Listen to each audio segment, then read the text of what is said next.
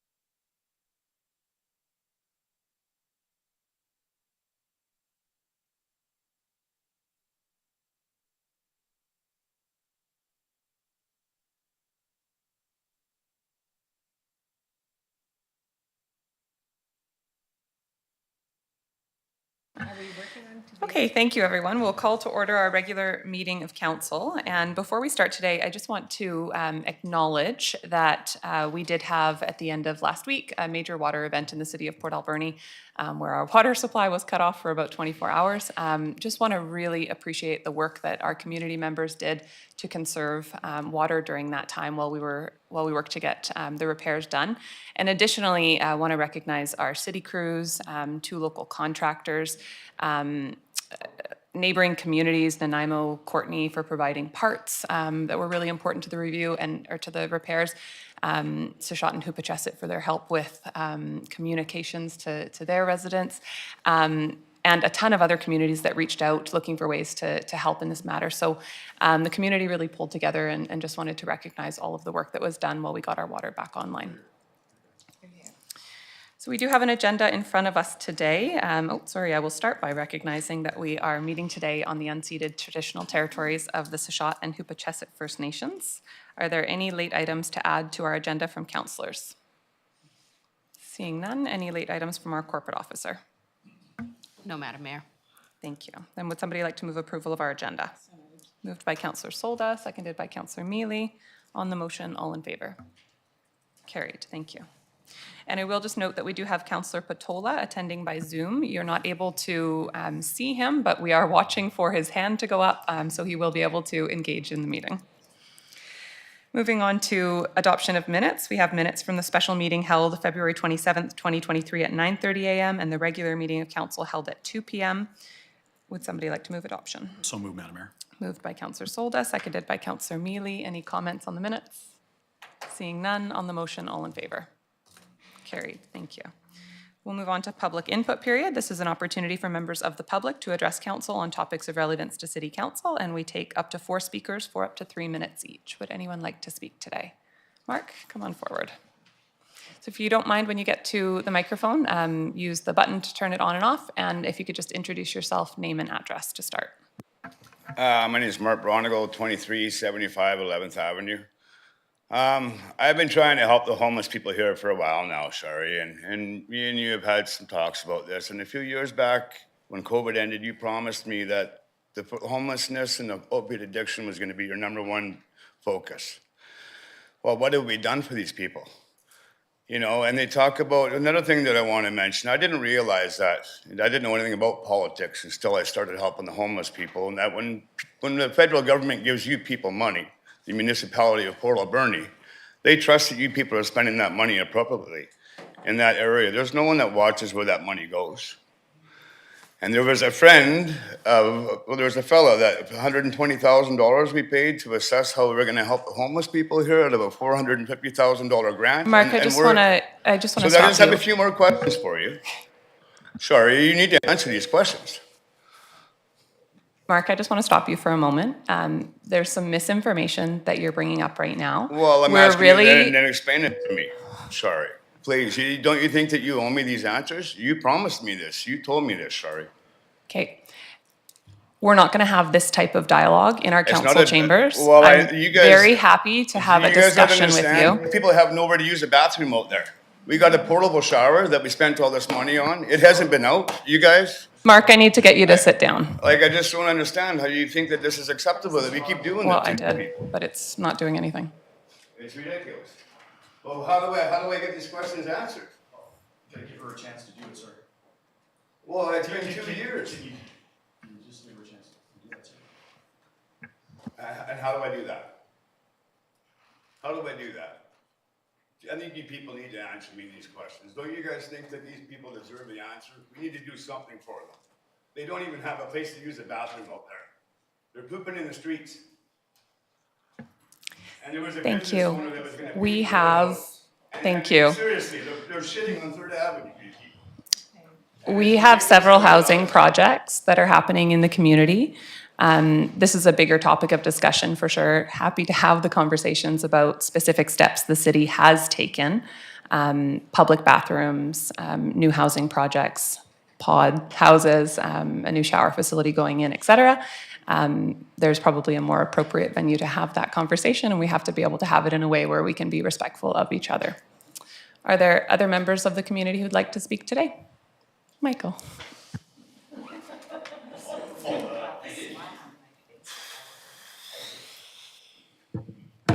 Oh, it's still on. Okay.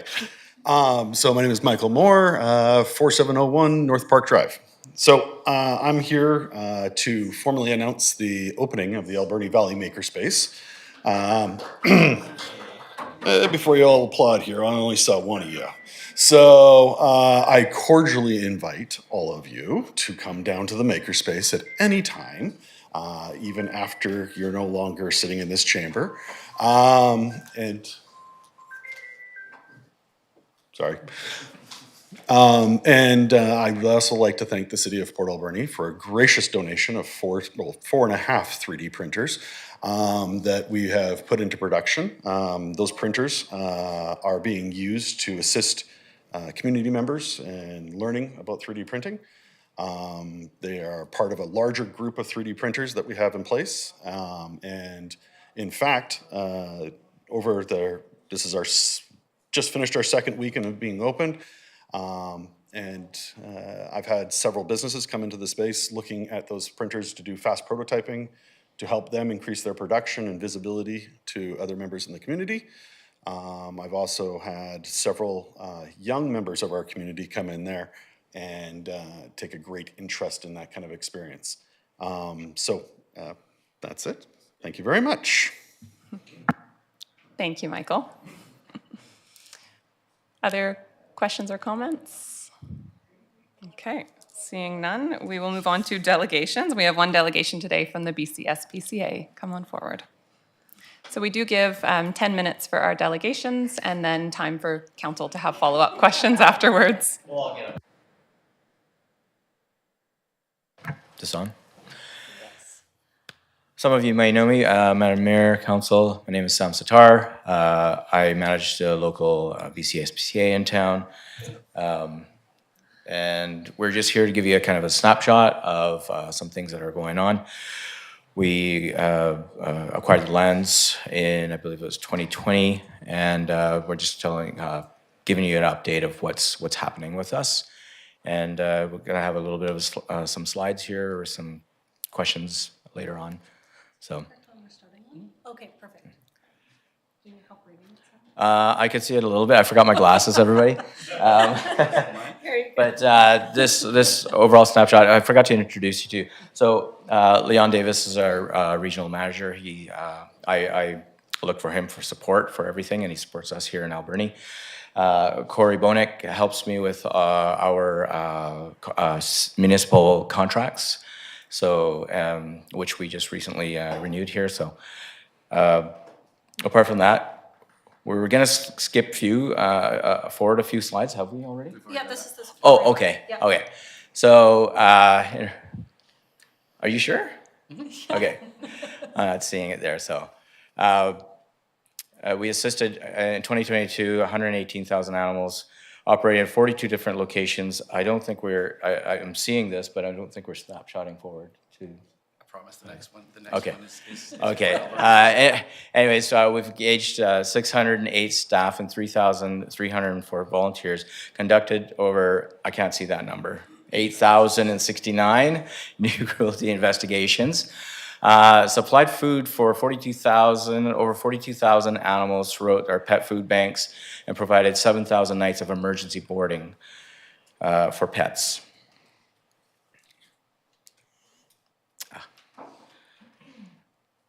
Bylaws and can have a significant. Do you want me to speak to this one, Sam? Sure. Okay, Yeah. perfect. Hello, councillors. I just thought I'd present this one. We've been working with the City of Port Alberni for quite some time, providing animal control and kenneling. A new tool that we've just come out with in the last couple months is a bylaw search tool. So in 2017, the BCSPCA came out with model animal responsibility bylaw. But bylaws are changing very quickly. There's a lot of trends that have been happening just in the last couple of years. And so what we did was we put together a bylaw search tool that municipalities can refer to that have real-life examples of communities all across BC. And some of them are small ones, some of them are larger ones. We have districts, First Nations communities. And so if there's any particular area of a bylaw that the City of Port Alberni might be thinking about about updating and they'd like to just see some real life examples, it's a really nice tool to just be able to refer and see what wording other communities are using and what's been working for them. At this time, I don't think that we actually had too much in particular around the Port Alberni bylaws, but again, we just want to introduce this tool for councils and city staff to refer to in the future. In addition, I believe my contact information has been provided as well, so if you ever have any questions, I'm more than happy to help with that.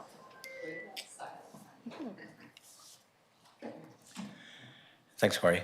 This is not our location, but as you guys have known, we've seen that we are going to be, later on in the slides, we're going to be updating a new building and new premises and all kinds of upgrades in the future to come. I can just go past this. So, okay, so 2022 at our location here, we took in 179 dogs and puppies, 351 cats and kittens, 265 adoptions, and 128 return to owner or guardians throughout the year of 2022. And that's not bad for just seeing it blurry, so. Now this I can't see, but these are animal intakes. So can someone? Yeah. I could. Yeah, so if everybody, that's just a snapshot of what I just told you from the slide before. And this one, sorry, hopefully everyone can hear me. So this would be animal intake specifically from the animal control contract within the municipality of Port Alberni. The other statistics could have been from other areas around the community, but this is just for Port Alberni. Again, this is these are the dispatches made from the animal control contract that we have with you. And it kind of gives you a little bit more of a detailed look. You can see that dogs at large are a big one, and then license check and noise complaints. So it's just some of our day-to-day activities that we do. And it seems like not a lot on there, but the phones ring a lot. So. Staff and volunteers, so we currently have 5 full-time staff, 1 part-time, and 22 volunteers. Volunteers are picking up these days. It's been really nice to see that happen around the community. I've volunteered for a lot of different places, and it seems to be I'm hoping it's a new trend that we see, so. Revenues in 2022, in adoption fees was over 39,000. And animal control and services fees, 147,000. And then in donations, it was a little over 49,000 there. And that donation, and the donations, that's just local over the counter and that kind of thing. I'm pressing, it's not doing anything. That's okay, happens to our staff too. There we go. It didn't go way past, I don't think. Animal costs, care costs, okay, so in 2022, again, we're looking at medical costs of over $93,000, spay-neuter assistance over $50,000, and the sheltering staffing was over $300,000 for last year. It was, things are, of course, everybody knows that who owns an animal, vetting is costs are rising and that sort of thing. So it's just one of the trends that we're trying to keep up with. A snapshot view here is there's a little bit of a drawing where we're thinking of potentially putting a new building in for our new offices. There's going to be a multi-purpose room, which is kind of an educational room that we're going to be offering for students, like young kids for summer day camps, and any other kind of workshops that we can provide. The new reception and everything else will be inside of there, and the rest of the building will be converted, with the old rooms will be converted into more animal care facility. Sorry, you want to go on there? Oh, sorry. You can talk about that if you want to. You can, I can, I don't Yeah, care. go ahead. Right. Yeah. He Mayor? approves these things for me, so we'll let him talk. Mayor, council, hello. Unlike Sam, since the last time I've been here, I have come to grips with my advancing years and gotten glasses, so you won't have any problems. So in 2020, the city kindly gifted us the land that we're on, which thank you very much. And we agreed that we would spend about $250,000 by end of 2025, I think it was, on infrastructure improvements. Then COVID happened, and we kind of had to consolidate as a society in all our locations to make sure we didn't know what was coming. And infrastructure was something that it was only critical infrastructure around the province that we were really addressing. So it has pushed us back a couple of years, but I'm going to tell you what our plans are and what we're hoping to have happen. As Sam said, that picture with the building is kind of like that will be a newly constructed building. We're thinking that probably we want to do something prefabbed, and just like it'll reduce costs and also interruptions and noise and everything in the area.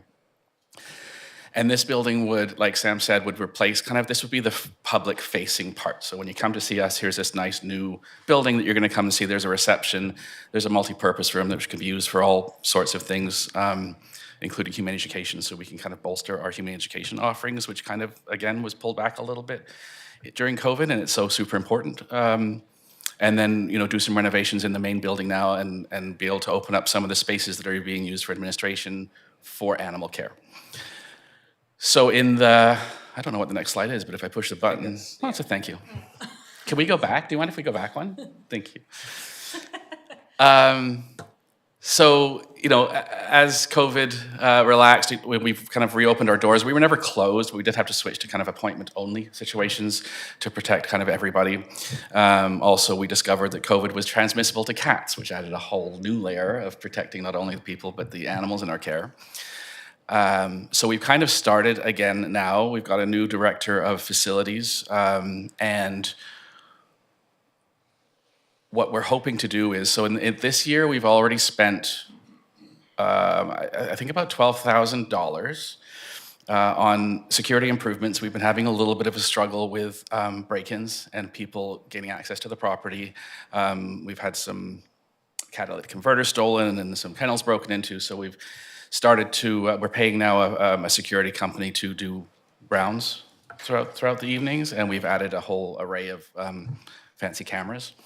And we've also replaced Sam's done some work on the inside infrastructure of the building we have now.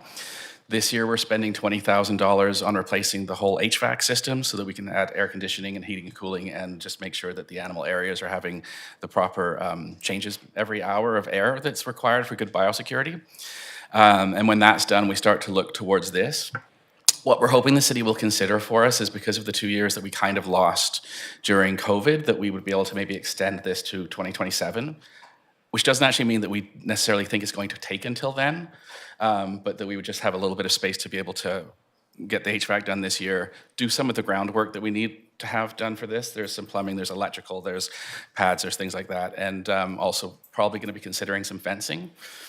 So it's all going ahead. It's going to cost more than the $250,000 that we promised, certainly, especially one of the things that happened in COVID we discovered was construction costs went way through the roof, and we wouldn't have been able to build much for $250,000. But we do have a facilities and budget plan so that we will be able to spend more than $250,000 by that time without having to come to anybody else or do anything particularly special around fundraising. We really want to contain our fundraising that happens in Port Alberni for operations in Port Alberni and service delivery.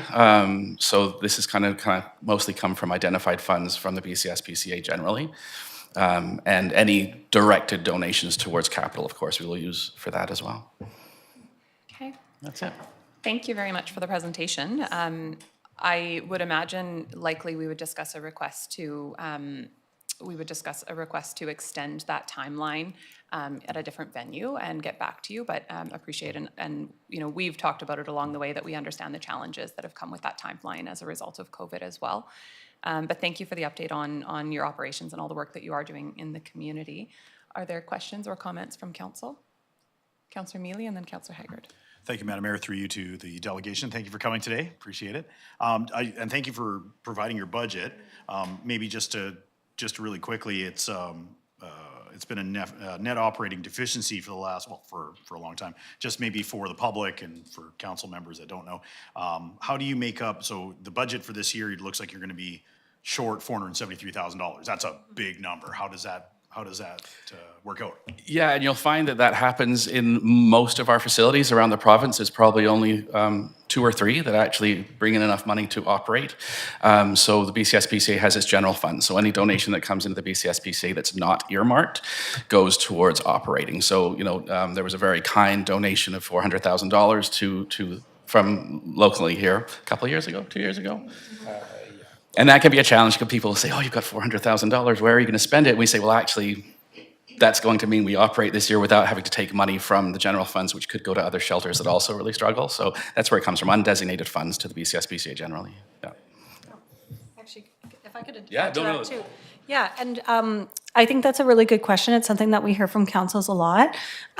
One of the reasons why we feel very strongly about having the multipurpose room and the humane education is because all of our provincial programs, we want to make sure that we can implement them provincially. So that'll be things like the summer camps, the food bank, and so on and so forth. So a lot of those funds go to making sure that we don't have have and have not shelters, that every single one can provide essentially the same programming. It might look a little bit different depending on the community, but at least there aren't some that, you know, may not get as many donations and then therefore can't have those really important programs as well. So it really ties in a lot to the new facility that we're wanting to build as well. Yep. Thank you. Councillor Haggard. Thank you, Madam Mayor. First of all, I want to thank you for all the good work that you do in our community and every community. I've been fortunate. I've adopted a dog from the SPCA, and I always have a soft spot in my heart for your organization for allowing me to have this lovely little boy in my life.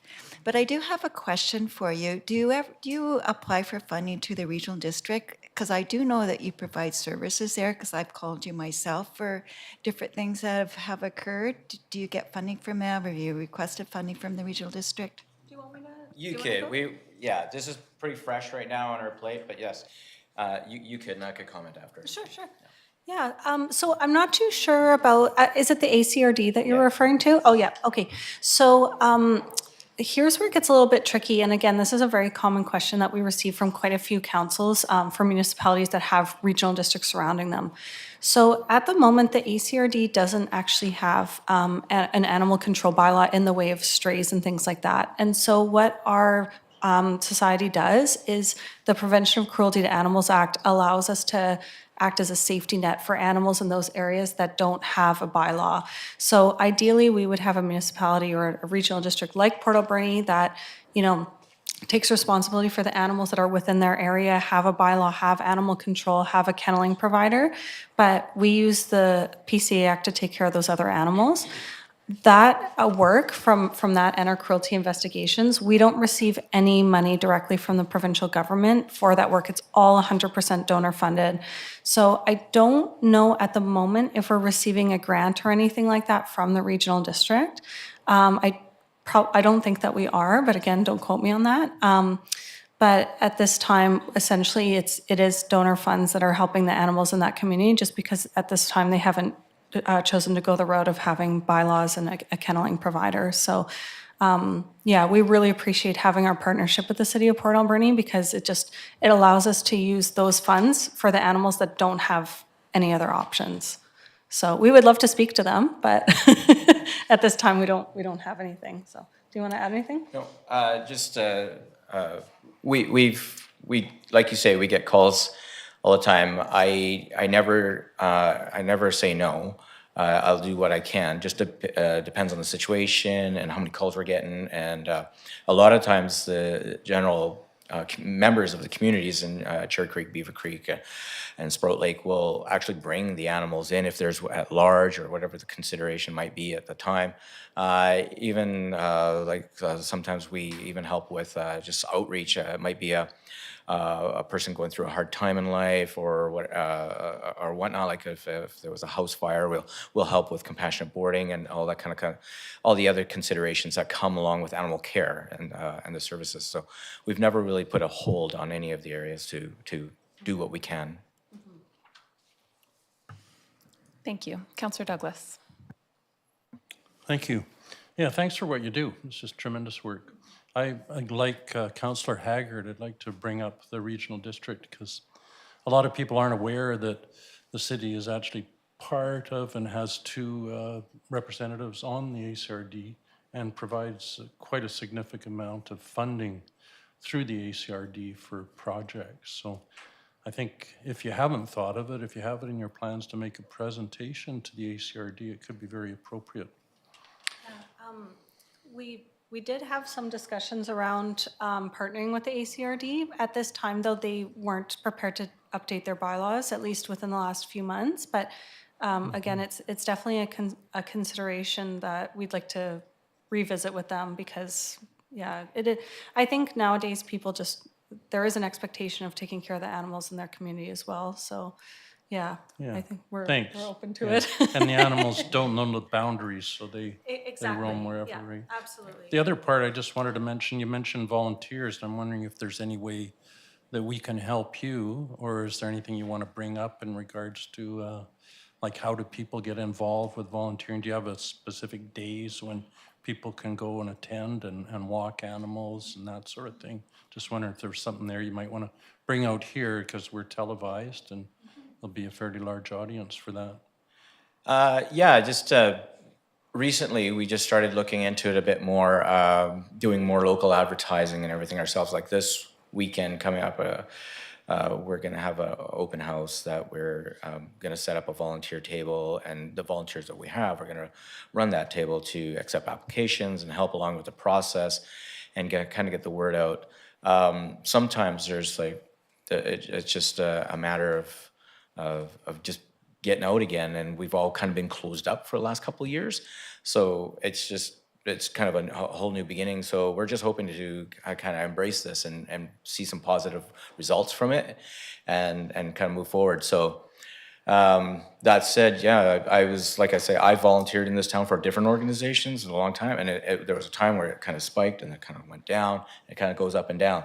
And I'm hoping, and what we're seeing in the last little bit, that we're on a bit of a rise to see such thing happen. So thanks. Okay, so that's Saturday, Sunday, you're having the open house? Saturday, 18th, Okay, from between 12 till 4. okay, great. We'll have a leash ready for you, Councillor Douglas. Thanks, yeah. And a collar? Yeah. For you, well, Okay, after. good luck, good luck. Thank you. Thank you very much. Not seeing any other questions from council. Thank you. And I would just echo some of the comments that have been made around the regional district. I think the city very much values the service that is provided by the SPCA. We're grateful for the partnership that we have.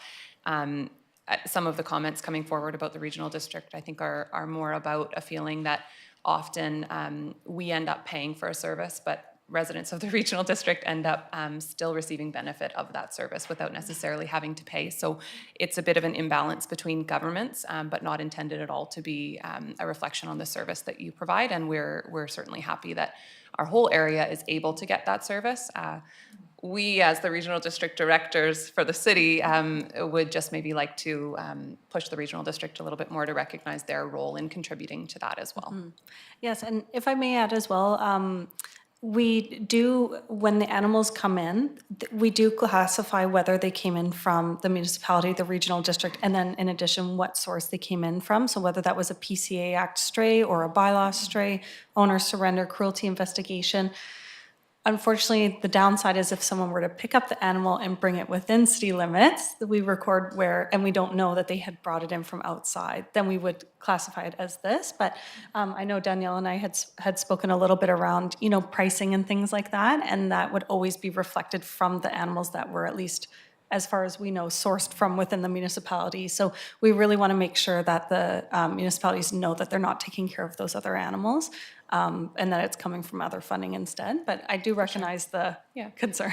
And we would just like to get you more funding to be able to do the good work that you do from the regional district. So, so thank you again and appreciate you coming today. Thank you. We'll move on in our agenda to unfinished business. And item number 1 is council procedures bylaw, agenda distribution amendment report. Danielle. Thank you, Madam Mayor.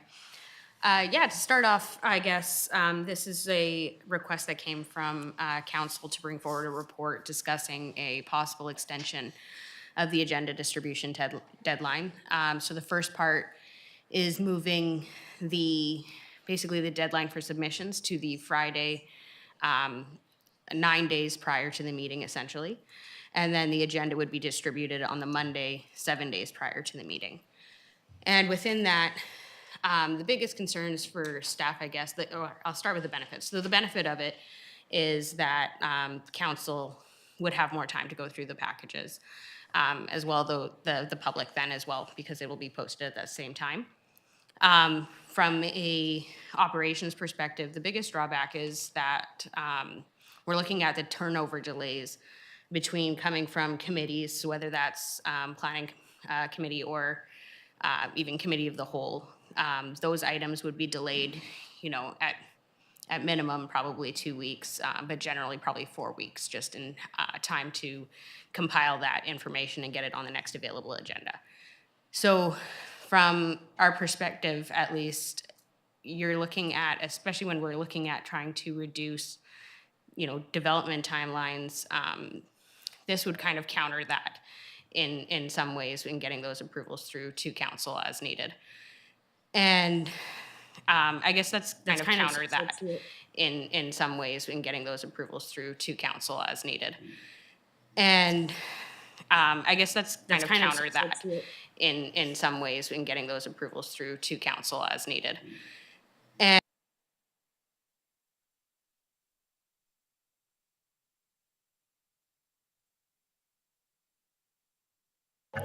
Thank you, Jeff. We'll just continue on.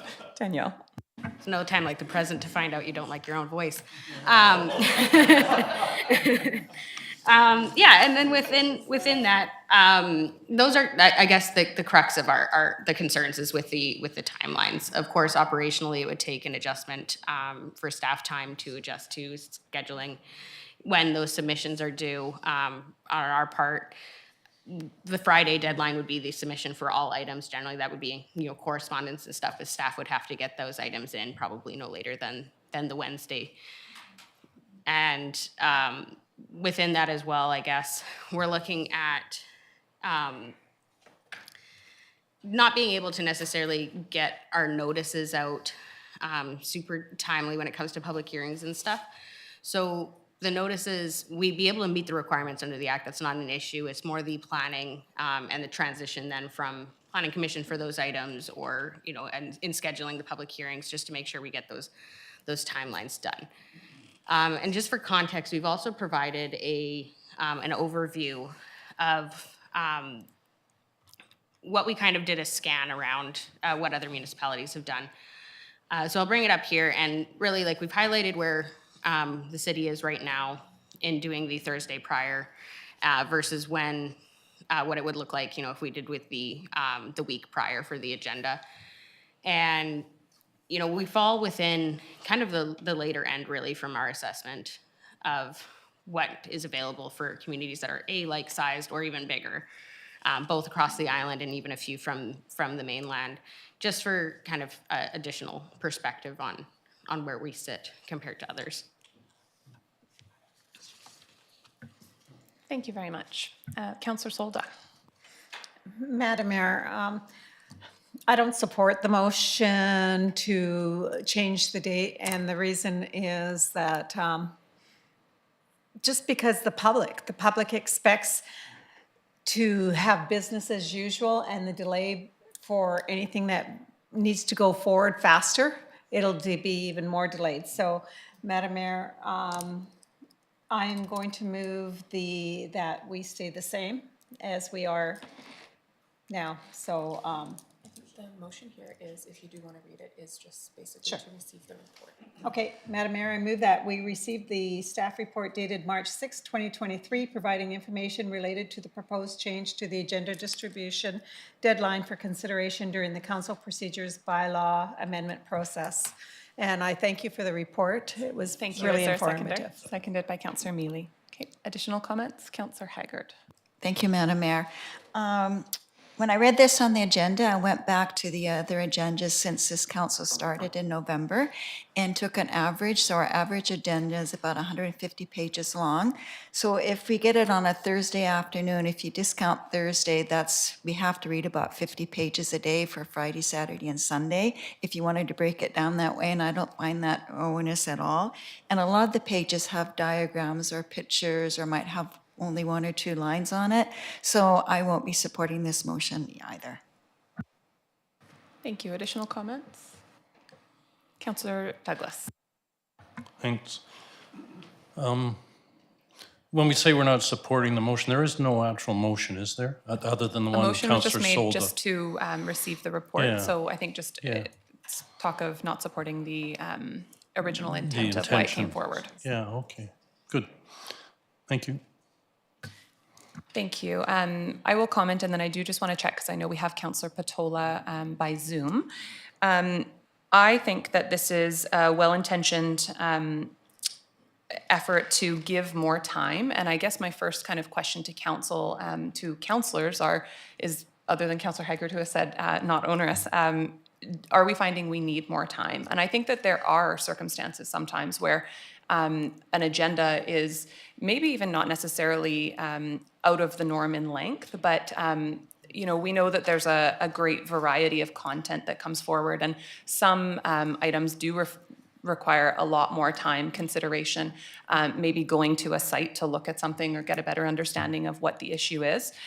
So I'm curious first from council if people are requiring more time or not. And then my next kind of comment is, because I think I don't support the kind of discussion around just a broad change to our procedures. I don't want to, I think, generally slow down the work that we're doing, but I do think it's really important that council has adequate time to consider. And if we are finding that we don't have adequate time to consider, this might be something that we want to come back to in the future to reconsider.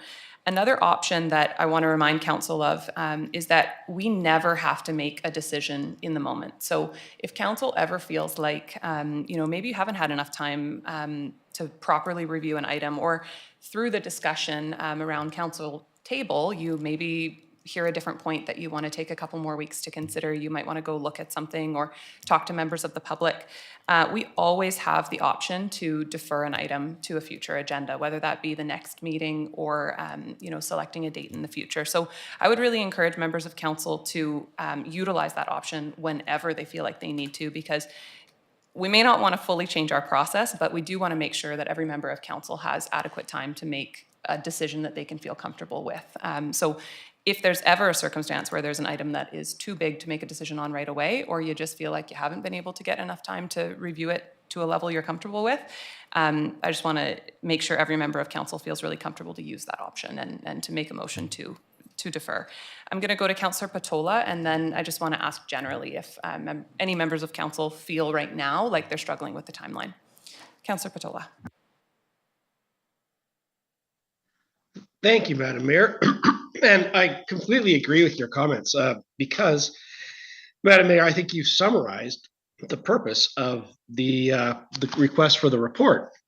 Now, when I requested the report, which it was my fault that the report was requested, it was a little bit my fault that I took a stab in the dark, but not a bad one, in just approximating when we might be able to have information produced. And I say it's not a bad one because certainly it seems that Parksville, Nanaimo, Comox, Lanceville, Courtenay, and Victoria are all have adopted procedures whereby they achieve a similar result.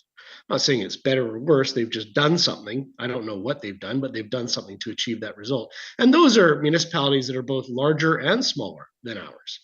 So appropriate staffing requirements in their solutions haven't been a barrier. I think it's important that we don't lose sight of our purpose, and the purpose of council, Madam Mayor, I'm not lecturing you, but you well know, and I'm sure from your comments you already agree with me, that it is to make good decisions and that we do need adequate time to make those decisions. Some councillors may be faster in reviewing material than others. I think I can review documents fairly quickly, but I wouldn't want to judge anyone else or require anyone else to have my speed. As far as getting it on a Thursday night when business is closed, if council is at all like everyone else in the world, we work on Fridays. Staff doesn't work Saturday or Sunday. I don't know that there's a specific requirement that council works Saturday or Sunday. So that basically gives us one working day to review the material. And even if we are to review it on the weekends, there's no staff available on the weekends to assist in that review. So a longer time period, I think, would be not only beneficial to council or individual councilors, but to the public as well. The public wants council to make good decisions. And we shouldn't regard this as a us and them situation. It's not council and staff. Council is staff. We work together. Council often has days, weeks, or months in preparing their reports. Council has one day to review it. And it's not only council that has one day to review it, but it's the public. And this council has often made comments about facilitating better communication with the public and better accessibility to the public. So part of the we, that is council and staff, is also the public. Now, this is only conjecture, but perhaps one reason that we see limited involvement within the council process by the public is the overwhelming flood of information they receive with few days to process it. Now, this was just a request for a report, and I'm glad we have this report because the information is very valid. And I note that we're moving forward to a session on planning procedure bylaws and code of conduct. And certainly this falls within that category. So I look forward, Madam Mayor, to reviewing this report again in the future, and should it be required, possibly requesting a report not on what the effects of my unilaterally picked numbers for a change are, but it's simply how we can facilitate reaching those objectives to improve the process for everyone. Thank you, Madam Mayor. Thank you for that, Councillor Patola. I have Councillor Dame and then Councillor Mealy. Thank you, Madam Mayor. I think my thoughts on it are that more time sounds great. It is tough to squeeze in, certainly. And as Councillor Patola pointed out, working on a weekend is not necessarily my favorite thing to do. However, when compared with the drawbacks of staff burden and the timing required, I think that maybe it's asking too much, and I had no complaints up until this point about it because I simply accepted that as part of the responsibility. You know, when I ran, that this was, you know, just part of it. I wonder if a slight compromise might be possible or preferable, and you know, just bumping it back a day. But even that, I say, you know, with full consideration that might be the difference, you know, between the timing of certain things being thrown off or not. So, yeah. Thank you. I'm just going to go to our corporate officer for a comment on that. Thank you. Through you, Madam Mayor, to Councillor Dame. I should have been a little more clear. There is sort of an alternative that was included, and that was mostly for these specific dates that was suggested in the notice of motion. But and part of, you know, like is brought up, that part of the discussions that we have scheduled for the procedure bylaw, that'll be an opportunity for council to discuss these things more generally, as far as what their expectations are for timelines for both themselves and the public to review the agenda material. And part of that discussion might be, you know, whether even Mondays are the ideal date, and if that date shifts, does that change operationally for staff in being able to meet those deadlines a little differently? And I just want to reiterate that it's not so much that we want to make it any kind of staff versus council things. It was more just this this specific request and also just being able to have these broader discussions at the procedure bylaw discussions coming up. Councillor Mealy. Don't start me on that, Madam Mayor. Well, I can safely say as probably, well, I'm not sure I'm the only counselor, but I fell asleep to this last night trying to read it because I work Saturdays and I have Bulldogs games and I can't go to sleep sometimes. And I was here at 10 o'clock last night too, looking for paperwork. So, so in saying that, I've got a little bit of a different experience on it, but I will say that I'm not in favor of changing it. And if we do change it, I would like to see just one day and that's it. So maybe a Wednesday, but I don't want to see it go any further. It is a balancing act. We have to review the material, but I'm also relying on staff to give me all the material that they possibly can in a timely fashion. And I fear if we back it off, there might be things that come up in those 3 days that could have been put in that report.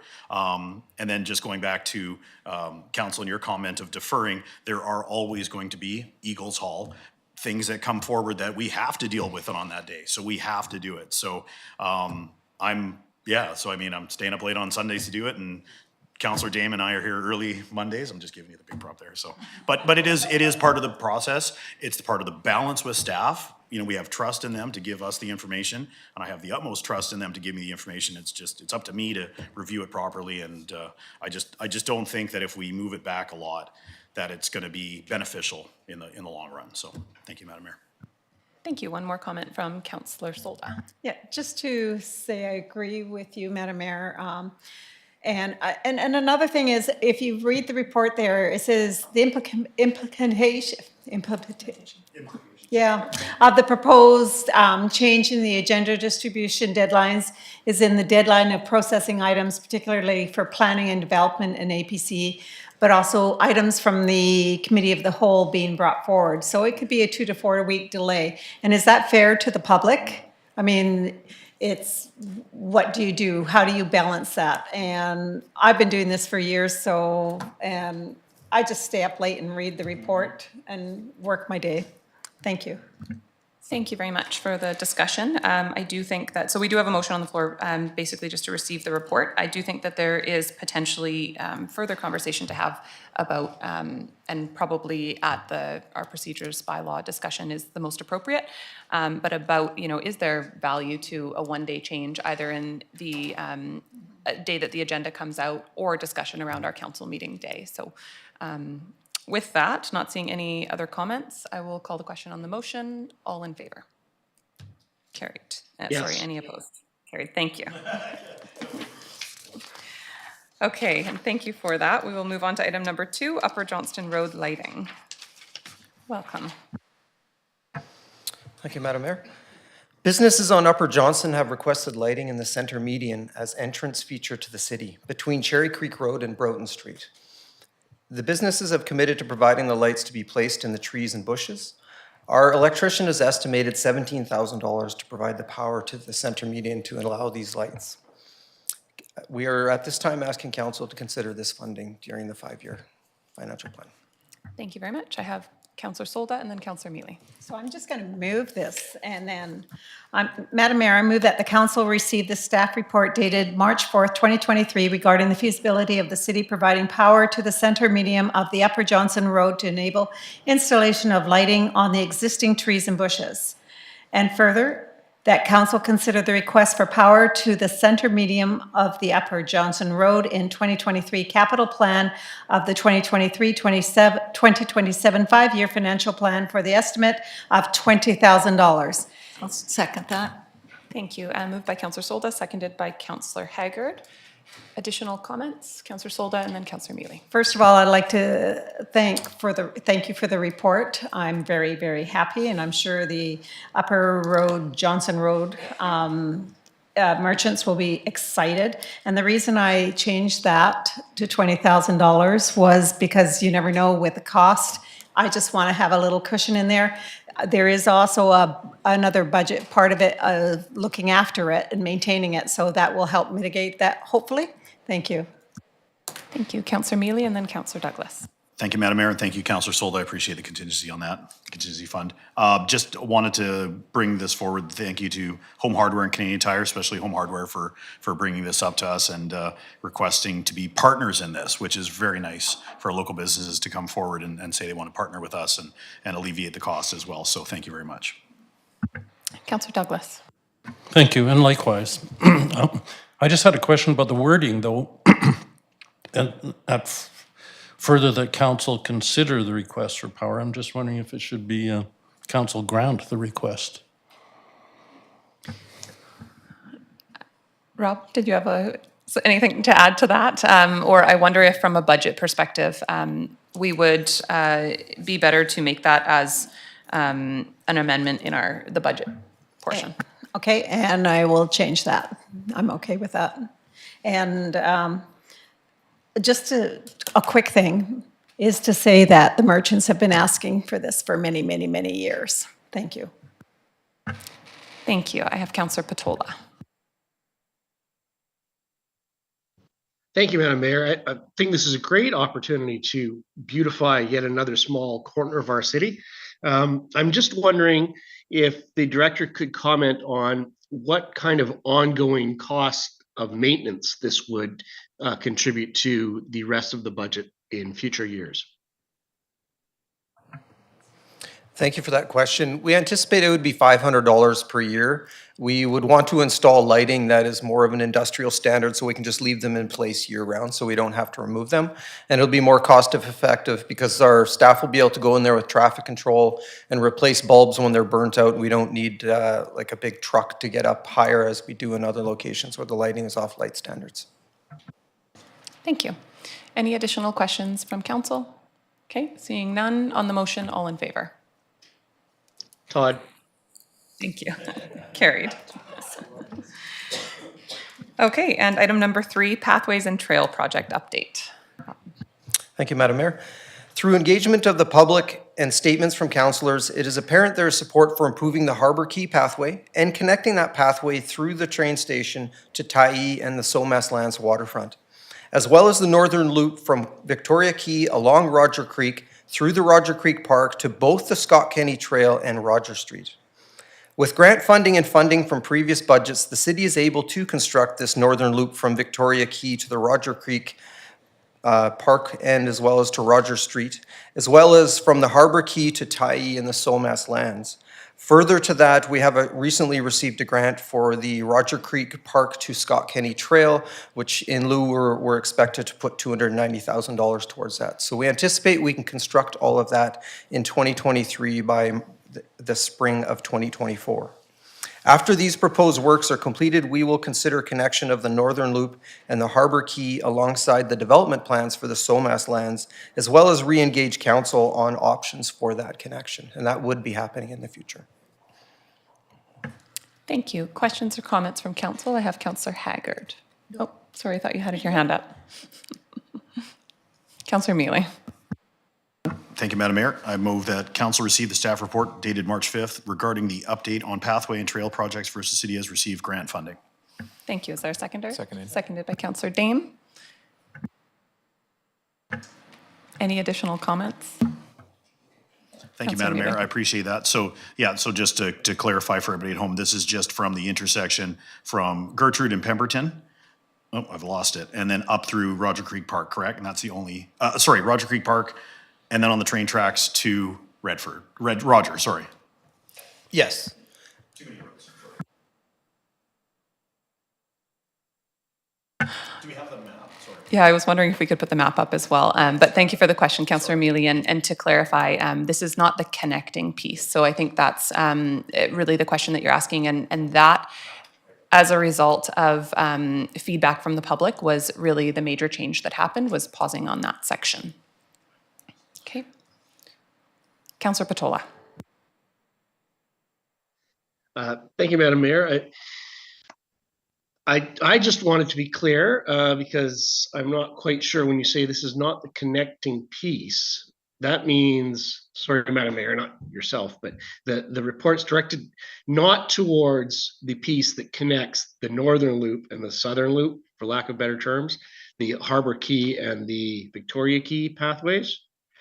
but this is still a connecting path to the Scott Kenny Trail, and it still requires the city to spend $290,000. Is that correct? Rob?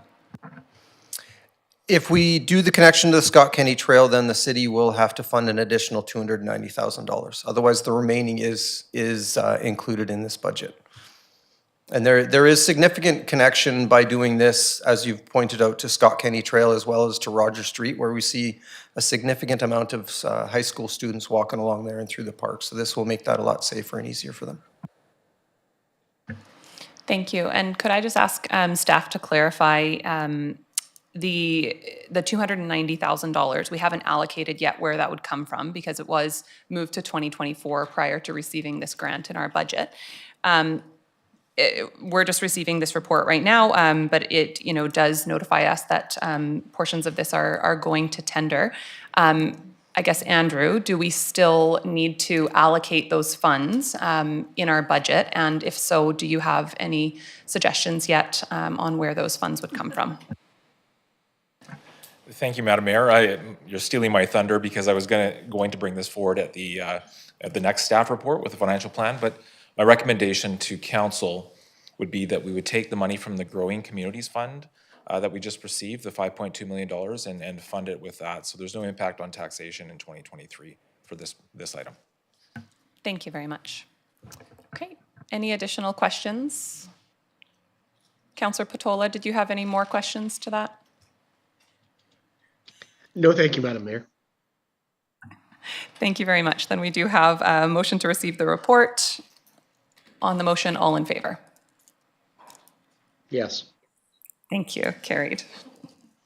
And we'll move on to item number 4, 5-year financial plan 2023 to 2027, bylaw number 5075, amendment.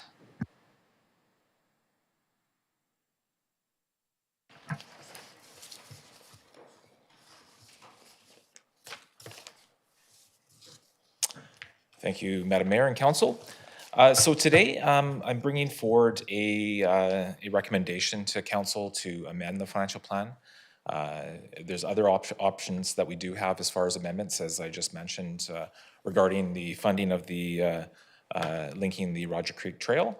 So if we could consider that today, that'd be great if Council would support that. But the one recommendation is to amend the financial plan to move one vehicle from 2023 to 2024. Just that vehicle has been reviewed, and the recommendation stands for that to live another year in the fleet of the city of Port Alberni's fleet. In the financial report that was provided to council, there is some updates on the tax share.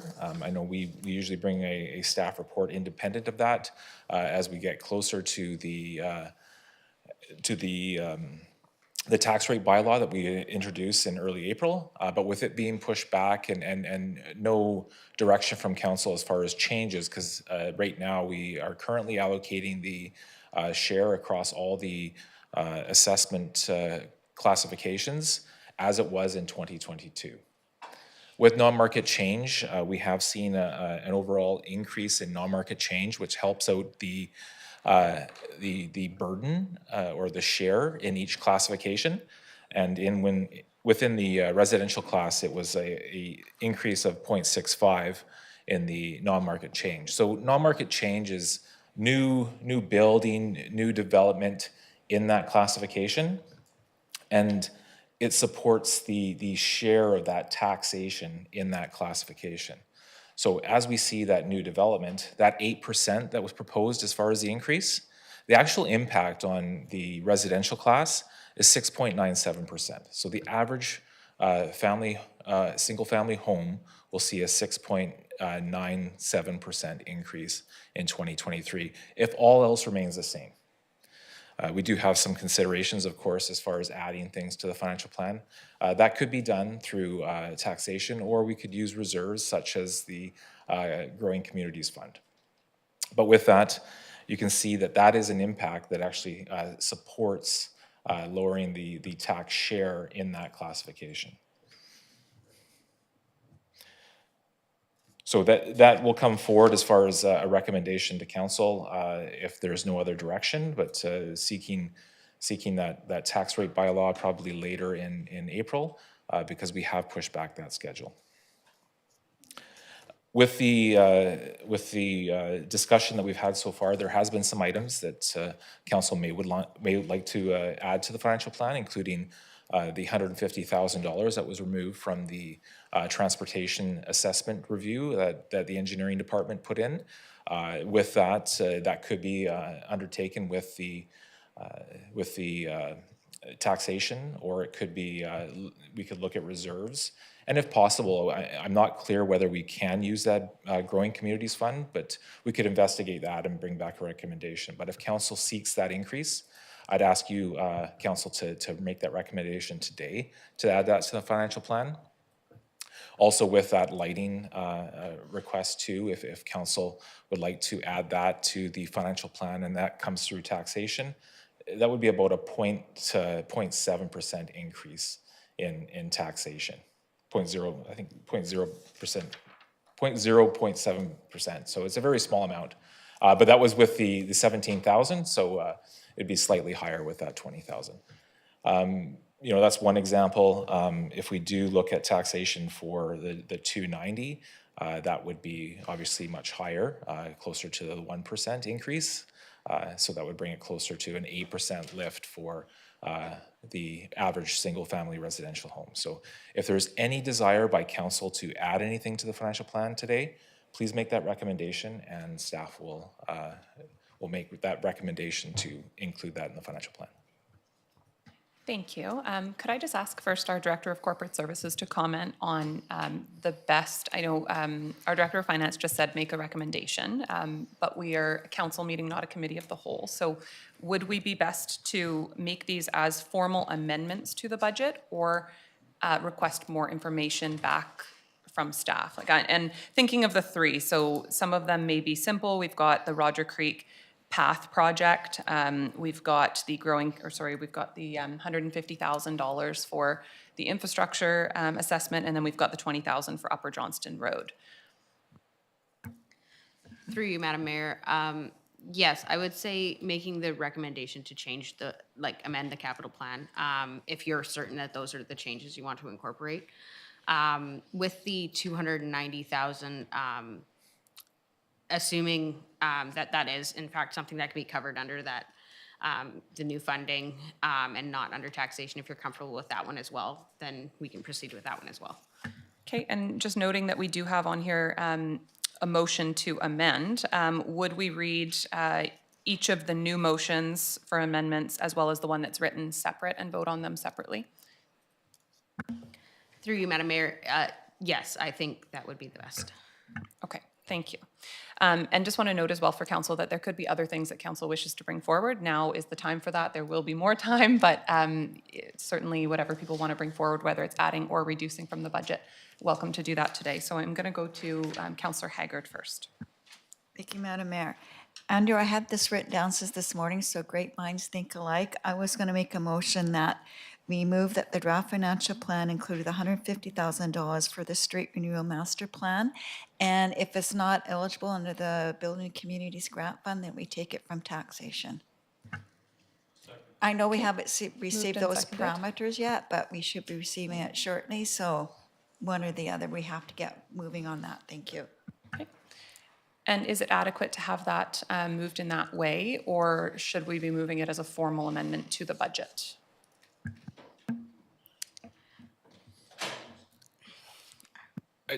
Madam Mayor, I think you can make that recommendation, and as council makes an amendment, before we do a third reading, we can make financial plan changes, and just to allow that process to occur. So once we get to third reading, that has to be locked in. But today, if there's a recommendation to make that change, we can seek the additional information, knowing council's intent to fund this in 2023. Okay. Any comments on that specific piece? Okay, seeing none, then on the motion to add the $150,000 from the Growing Communities Fund, if possible, and if not, to add it to taxation. On the motion, all in favor? Any opposed? Yes. I think that was in favor. Thank you, Councillor Patola. Okay, motion carried. And I'll go to Councillor Solda next for the Upper Johnston Road. Madam Mayor, I'll move that the Upper Johnson Road $20,000 that the council just passed go to budget, to taxation. Thank you. Is there a seconder? Seconded by Councillor Haggard. Any discussion? Seeing none. On the motion, all in favor? Yes. Carried. Thank you. And does anyone wish to make a motion on the Roger Creek path? On Roger Creek to be able to facilitate the grant funding that we received. Councillor Dame. Yes, I'll make that motion, yeah. Thank you. And just for clarity, intending that it is funded from the Growing Communities grant that we received. And if not, I would say maybe that comes back to council for discussion. Okay, thank you. Councillor Solda. Madam Mayor, I have a quick question. Our ball fields, we've already allocated some money coming from the budget. If you could just pause on a new topic until we finish discussing this Sorry. one. I'm just seeing it, you know, I'm just. No problem. Okay, so on the, any further comments on the Roger Creek coming from the grant funding? Seeing none on the motion, all in favor? Any opposed? Opposed. Thank you. Motion carried. And Councillor Solda. Just a couple of things. I expected to do this next week, but that's okay. So the ball fields, we have a ball field that's going to be $250,000, I believe, was given to repair and, pardon me, 3 ball fields. But what about the future? So we don't have anything in the budget that I saw about the next set of ball fields, do we? Because our fields are in disarray, so we need to do some repairs.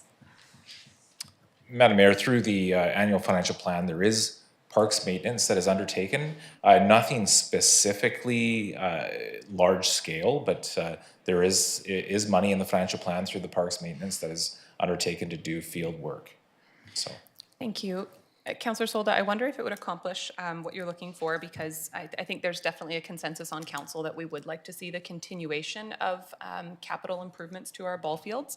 It doesn't have to impact our budget this year because we already are making the commitment for the improvements of the specific fields this year. But I wonder if it may be appropriate for you to request that the Director of Parks and Rec bring back a report on future capital needs for ball fields, and that council could at that point direct that be put into future years of the budget to show the commitment. Sounds good. And I'll move that.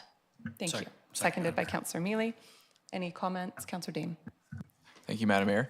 Could we be specific on which fields that we would like? I think just based on what we've heard from the public recently, I think that there seems to be, demand in specifically, what are the fields called? The youth softball fields, but I think the fields have a name, but I'm blanking on it at the moment. But anyway. Thank you. I would suggest we shouldn't be specific in outlining the fields that we want, because staff should let us know the fields that are of highest need. But that said, I think it would be appropriate for us to direct that our highest priority is youth fields at this point. And that is really the vast majority of the feedback that we've heard. That's what I've heard anyways. If anyone's heard differently, let me know. But if you want to, we could add that into Councillor Solda's motion with even saying something like with a lens specifically for youth fields. Thank you. Yes, if I may make a friendly amendment to add the youth fields language. I agree with that, totally. Great, thank you. And we have Councillor Patola. Thank you, Madam Mayor. I would also be interested in that report to have some type of a survey of neighboring communities that charge rental rates on their fields as well. I note that Courtney does and has for a number of years now. And when I say rental rates, we're talking, it's a nominal amount, but we're not the only municipality to be considering the issue, considering is the wrong word, to have been asked the issue about fees for fields. And perhaps it would be an opportune time that we could have that survey alongside of the information about cost to maintain them. Absolutely. It might be more appropriate to have the kind of discussion about fees and charges for fields in a separate report, but we could request just a high-level overview in that report, and then council could direct at that time if we want to go into more detail in a review. Councillor Haggard. I was just going to suggest that Parks and Rec needs to do an overview of all of their user fees, so it might be more appropriate to do that all in one report. Thank you. And we could definitely give direction to begin work on that report now, if you'd like, once we vote on this first motion. But I think you're right. There is a bigger conversation about fees and charges within Parks and Rec, and not necessarily specifically just to the field. So if council is serious about that work being done, then we probably should request that in a separate report. Councillor Solda. And just to add to that, you got to be careful there, because a lot of the users do a lot of donations to help maintain our fields and that. So that needs to be considered when that's being looked at. Thank you. Yes, that would definitely form part of the report. Okay, Danielle, could you summarize the motion we have? Through you, Madam Mayor. So I have that the Director of Parks, Rec and Heritage bring forward a report on plans for ballpark maintenance to be included in future budget considerations, with youth fields being highest priority. Thank you. Is everyone clear on the motion? Great. Seeing no additional comments on the motion, all in favor? Yes. Thank you. None opposed. Carried. And Councillor Solda. Madam Mayor, when Rainbow Gardens came to City Council, and I wasn't here, I was in Vancouver, but Westport Park, you had alluded to maybe we could take some money out of the funds, but we don't have a report how much it would cost or anything like that. So what's your advice on that one? Because we need to look at that particular area. Absolutely. So when Rainbow Gardens came and we had conversation about the park, we did request a staff report on options for a park, where it would be best situated in the area, and potential costs. So I believe staff is working on that report. I would say without any real plans yet in place, it's too late to fund that in this budget year. So unless council wanted to dedicate some funds, but it would really just be a ballpark without any kind of basis at this point. I think we've asked for the report. We can wait for that report and then take next steps if everyone's comfortable with that.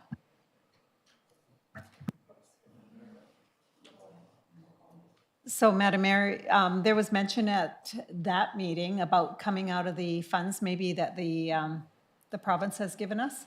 So the money will be there if we wanted to move forward. So I'm happy with that.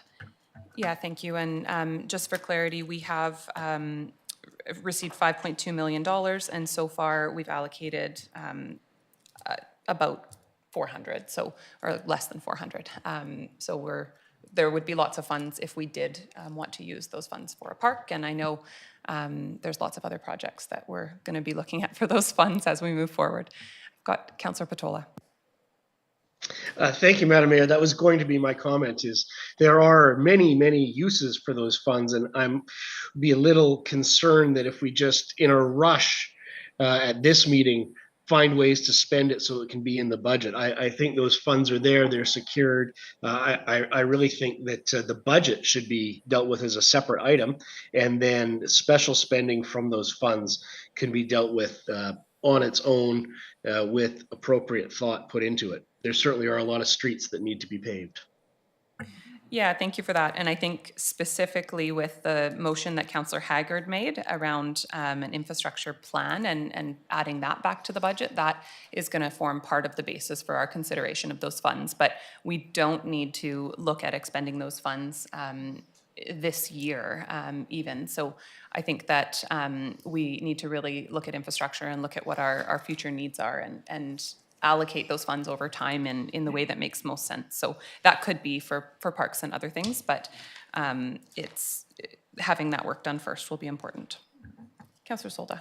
And the only reason, Madam Mayor, I brought that up was either it comes out of taxation or we can take it out of another pot. So the other question I have is, I noticed on the budget to the sidewalk inspection, is there anything on a line item regarding sidewalk inspections? And if so, where is it coming from? I mean, there is no money allocated to that?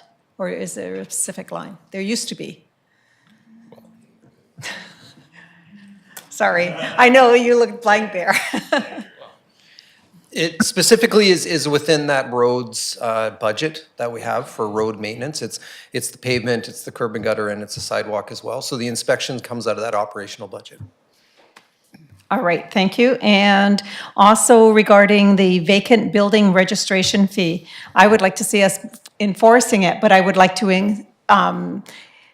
increase the registration, not the registration fee, but the fine process. It's $200 if they don't get a registration fee, I believe. It's on page 65 in the budget, but I would like to see an increase, but not on the registration fee because we want people to register. And it's not being used and utilized as much. So I would like to see us enforce and put it on the budget as an increase somewhere. Thank you. I've got Councillor Mealy and then Councillor Douglas. Thank you, Madam Mayor. Actually, I was just going to deal with the original motion for the truck, if that's okay. Or Yeah, would you like me to absolutely. wait? Okay, No, no, you that's can fine. make I that just- motion there was a anytime. lo- Yeah, absolutely. I move that the City of Port Alberni 2023-2027 Financial Plan Bylaw Number 5075, 2023 be amended as follows. 1, move replacement of the 2011 Freightliner asphalt patch truck number 266 from the 2023 capital plan to the 2024 capital plan. Thank you. Is there a seconder? Seconded by Councillor Douglas. Yeah. Seeing no additional comments on the motion, all in favor? Yes. Thank you. Carried. Councillor Douglas. Thank you. I've got a few items. Some of them may need to be shifted to another locale, but I just wanted to bring it up to make sure I hadn't missed it. The previous meeting, we talked about DCCs being raised. I don't know if that would have a budget impact, if it's something we need to discuss prior to budget. If it is, I'd like to make sure it's covered. That's the first item. Thank you. Andrew, are you able to comment on that? Yeah, certainly, Madam Mayor. So within the financial plan, there is DCC bylaws, reserves. Any funds that we do receive go into those funds, and any project that's identified in our project plan can use those funds. So it is a restricted liability that we do have. And because they go into a reserve, it wouldn't impact our financial plan specifically, or at least our taxation for the year. So such an action could be done at another meeting, another venue. Okay, thanks. The other one is, well, there's three more. Redecking of the pier at Tar Beach down at the south end of the city there. I'd really like to see that introduced as a additional project to our budget. The original funding back in 2014, I think, was $425,000. So undoubtedly it's gone up a bit, but you know, we've got great possibility of partnerships, and I think an amount like that would probably be sufficient to get it working. So I'd like to see council consider adding that to our list that could possibly be taken out of the Growing Communities Fund. Thank you. I think so you're welcome to make a motion if you'd like. And what I'm hearing is that you're not suggesting we add it to our budget to be funded this year, but rather to general considerations around that fund when we get to that point. If that's adequate, to consider it as a whole with everything else, then I don't think any additional action needs to be taken today. If you'd like to advance it in a different way, you could ask for a staff report. Okay. No, I think the first option is the better. We can bring it up at a more appropriate time then. The other one was just to do with our reserves, and I believe that would have an impact on our budgets. Councillor Haggard had an item that came up at a previous meeting, and I don't believe it's come up yet. I may have missed it, was for increasing our, I think it was our asset infrastructure reserve, but to a much more substantial level. I think it was to $1 million. Yes, it did come up, and that was one of the draft recommendations in the reserves report that we heard at our last budget meeting. At that point, I believe we directed staff to prepare a report on creating some of those reserves, and as a part of that, we would be considering adding an annual contribution to that infrastructure reserve. So I think we're okay on that right now, as action's already been directed by council. However, it doesn't direct any funds to be taxed specifically this year and added to that reserve, as the reserve is not created yet. I think we certainly have the potential, if we'd like to, the ability to tax funds this year to proactively be put into that reserve. But we're just not quite there yet, as we haven't received that report yet. Okay, so if we're not quite there yet, we would do this in the near future and it would impact our next year's budget. Okay, and then the last one was just to do with the aquatic facility and creating a reserve fund for that facility. And I understand that has never been done, although there was a misunderstanding over the years, I think, that it was being done. So I'm wondering if we could establish that in our current budget plans and at least get a head start on putting some funds in there.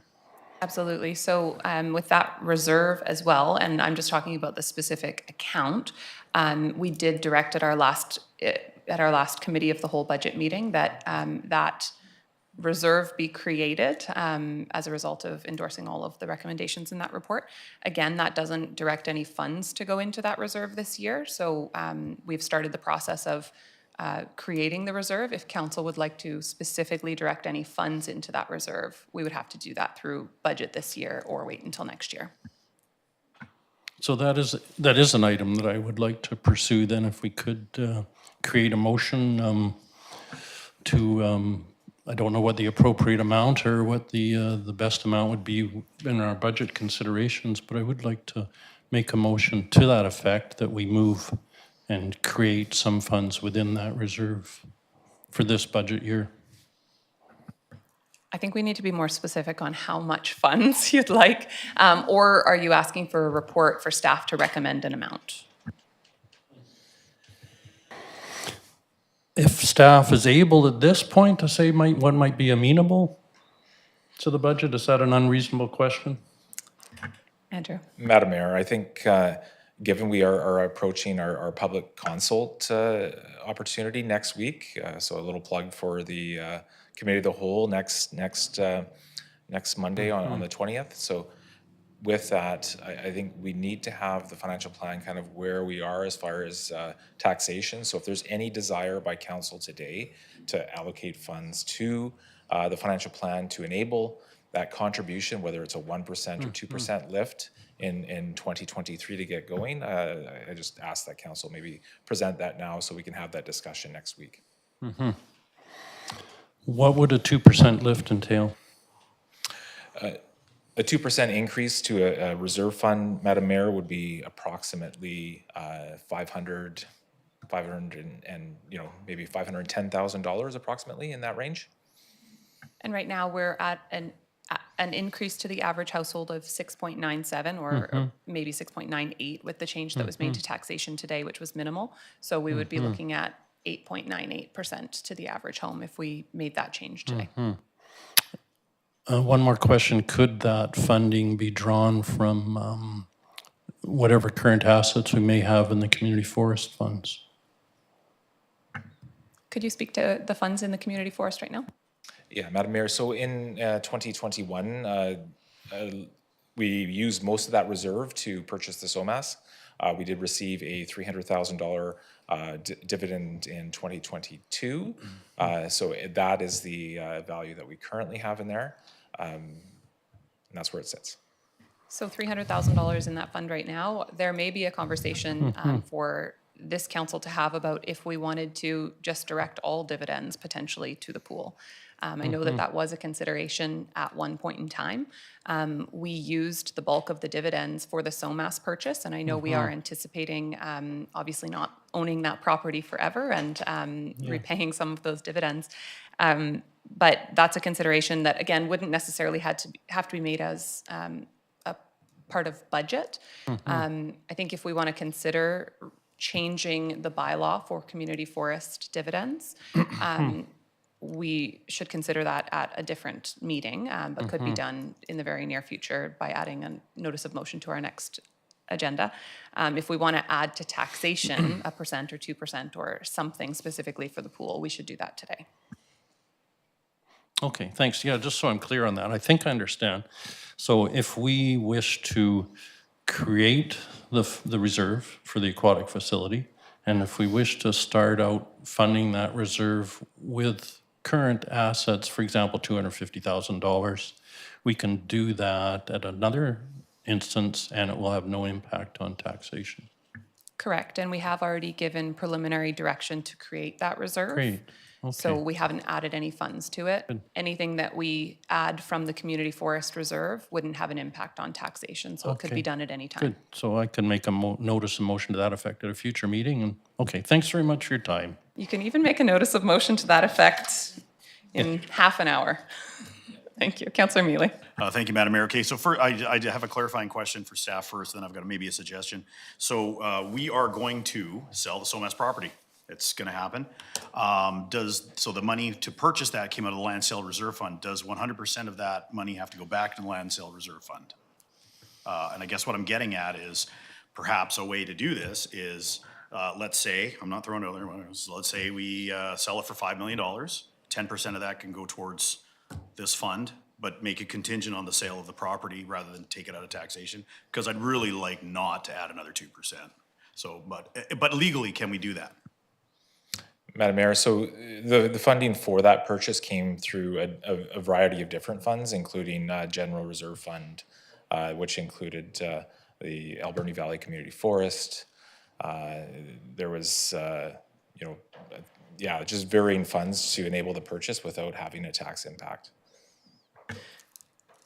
Sorry, thank you, Madam Mayor. So that was my suggestion then, is that possible if we say to fund, because I do understand and I do appreciate and I do want to create a reserve fund for the aquatic center, but I just don't want to take it out of taxation. So if there's a chance that we can take, let's say, 10% out of the sale of the SOMAS and put it towards this reserve for the pool, is that something we can do? I'm going to suggest that I think there's a lot of ideas on how we want to look at building funds for the pool. What I'm hearing is consensus that we want to build funds for the pool. I think we probably should, rather than prescribing what we think the solution is, why don't we ask staff for a report outlining a few of the options we've talked about today and seeing if they have additional suggestions. And I just wanted to note that there very much was the intent when the SOMAS lands were purchased that when they were sold, we would replenish those reserves. So that would mean a pretty significant amount back to land sale, a pretty significant amount, over 2.5 million, I think, to community forest. And then absolutely, we could decide now that when those lands are sold, they're directed to the pool. So if council's comfortable with waiting on the pool discussion, and I'll write a notice of motion for our next meeting. I think I understand what we're trying to accomplish, and I think there's a consensus around it anyways. Okay, thank you. Councillor Patola. Thank you, Madam Mayor. I think we have to have a pool, and that's, I think, a foregone conclusion, and everybody agrees with that. How we're going to fund that, I think, is still an issue to be decided far into the future when we know how much we have to fund, whether it's going to be through a straight taxation or a special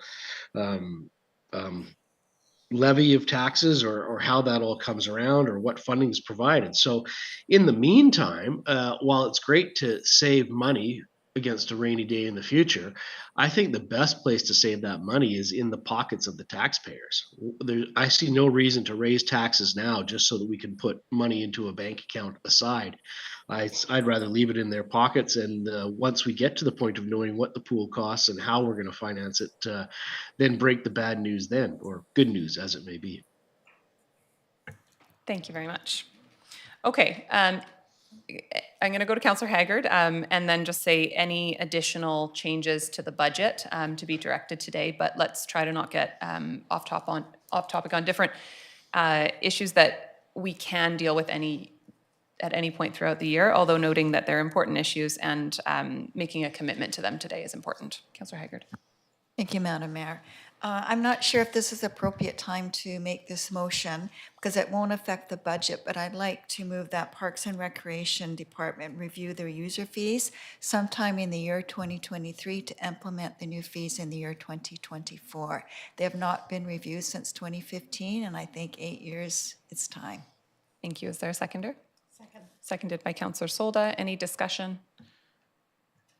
Councillor Douglas. Can Councillor Haggard just explain The bylaw for the Parks and Recreation user fees was done in 2015. So if we implement it, do it this year to implement for next year, that'll be 8 years with no increases. So it's time that we start looking at reviewing the fees and probably raising them, comparing them to other communities. Councillor Dame. Thank you, Madam Mayor. So I believe, correct me if I'm wrong, that a report had been requested a couple of weeks ago regarding Parks and Rec and our user, like an audit of our facilities and services. I'm wondering if that would be part of that already, or if this is a separate discussion. Through you, Madam Mayor, and other staff in the room, correct me if I'm wrong. Yes, there was funds, or there is funds for the facility audit, and that does include some sort of user review. Whether that actually has to do with the actual rates we charge, I don't think so.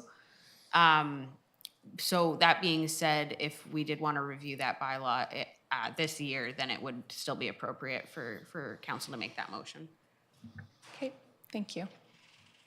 Okay, and I'll just note that a review of the fees and charges bylaw doesn't necessarily mean increases or changes. I know there's a lot of sensitivity in the community to this topic, and already comment made that a lot of volunteerism led to where the fees are. It is, I think, just it's prudent to do a review. So thank you for that, Councillor Haggard. Motion is moved and seconded, and not seeing any other comments on the motion. All in favor? Yes. Thank you. None opposed, carried. Any other amendments to the financial plan today? Okay, not seeing any. Thank you, Andrew, and we'll move on to, just for information, we do have the financial plan Q&A summary. Anything that you wanted to highlight there, or it's just included for information?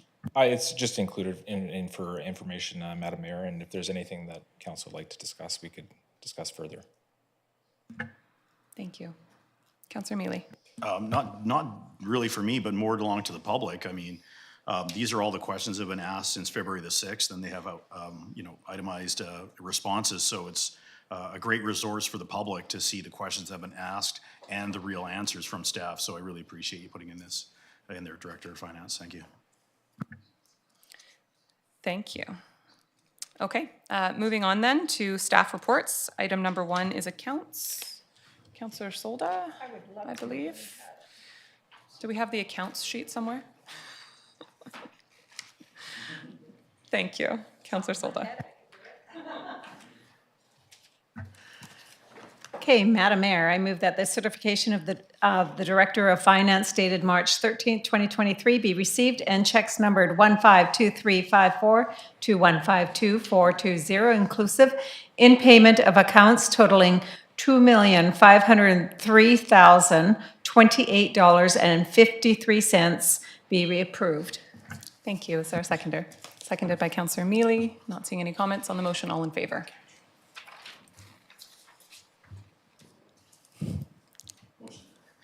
Motion carried. Thank you. Okay, Council, that brings us to the end of page 2 of our agenda at 3:30. Moving on to item number 2, quarterly reports. And the first one we have our Economic Development Manager. Thank you, Madam Mayor.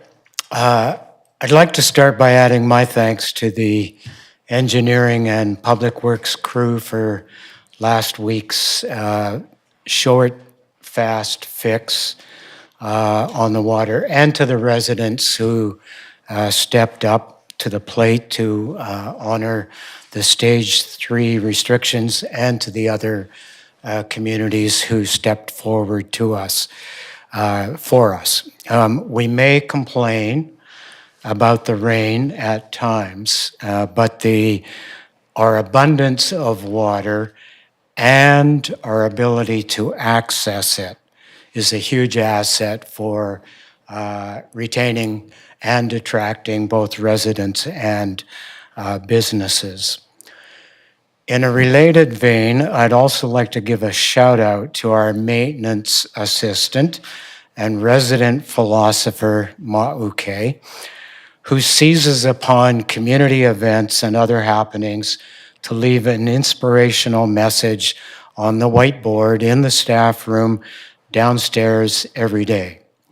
The message he left on Friday was this: thousands have lived without love, none without water. The flow of water teaches us to let go and move forward and embrace the flow of life. Wise words indeed. In the report, I've provided information about the grants applied for in the first quarter so that council can see the variety of requirements coming from funding agencies. Some are small opportunities, like 30,000, and some large, as in the $1 million application we made in early January. Some require matching funds, some a percentage. The BC Active Transportation Grant for the Connecting the Link, the Roger Creek Ravine Trails required 40%. I'm grateful to Council for your consideration as a way of moving it forward. It was our fourth as kick at the can, and it also addresses a slope issue there. Some of the grant opportunities require nothing at all by way of municipal matching funds. All granting agencies require proof of where the funds are spent, so each grant is tracked by our Department of Finance with its own code.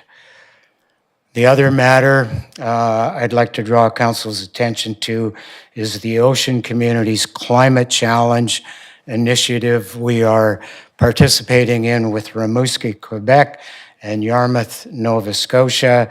For us, it's a huge opportunity to get the word out that we do care about the ocean's health and that we are diversifying our economy. The challenge will be soft launched March 21st with a community event in mid-April. Madam Mayor, that's my report. I'm happy to answer any questions that might come up. Thank you. Are there any questions from council? Councillor Haggard.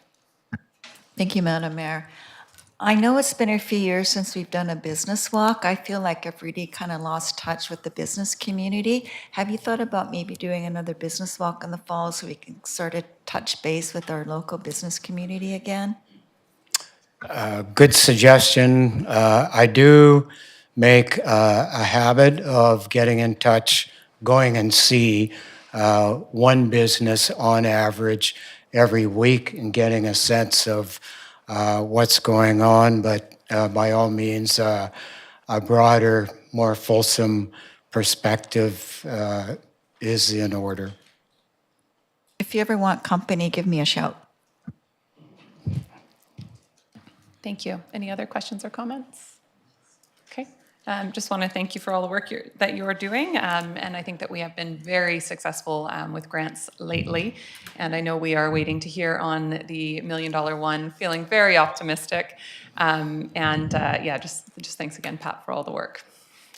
Thank you, Madam Mayor. And given that I understand this may be the CAO's last time in the saddle, I'd like to thank him for his very constructive comments, his insistence that I stay in my own lane. Yeah.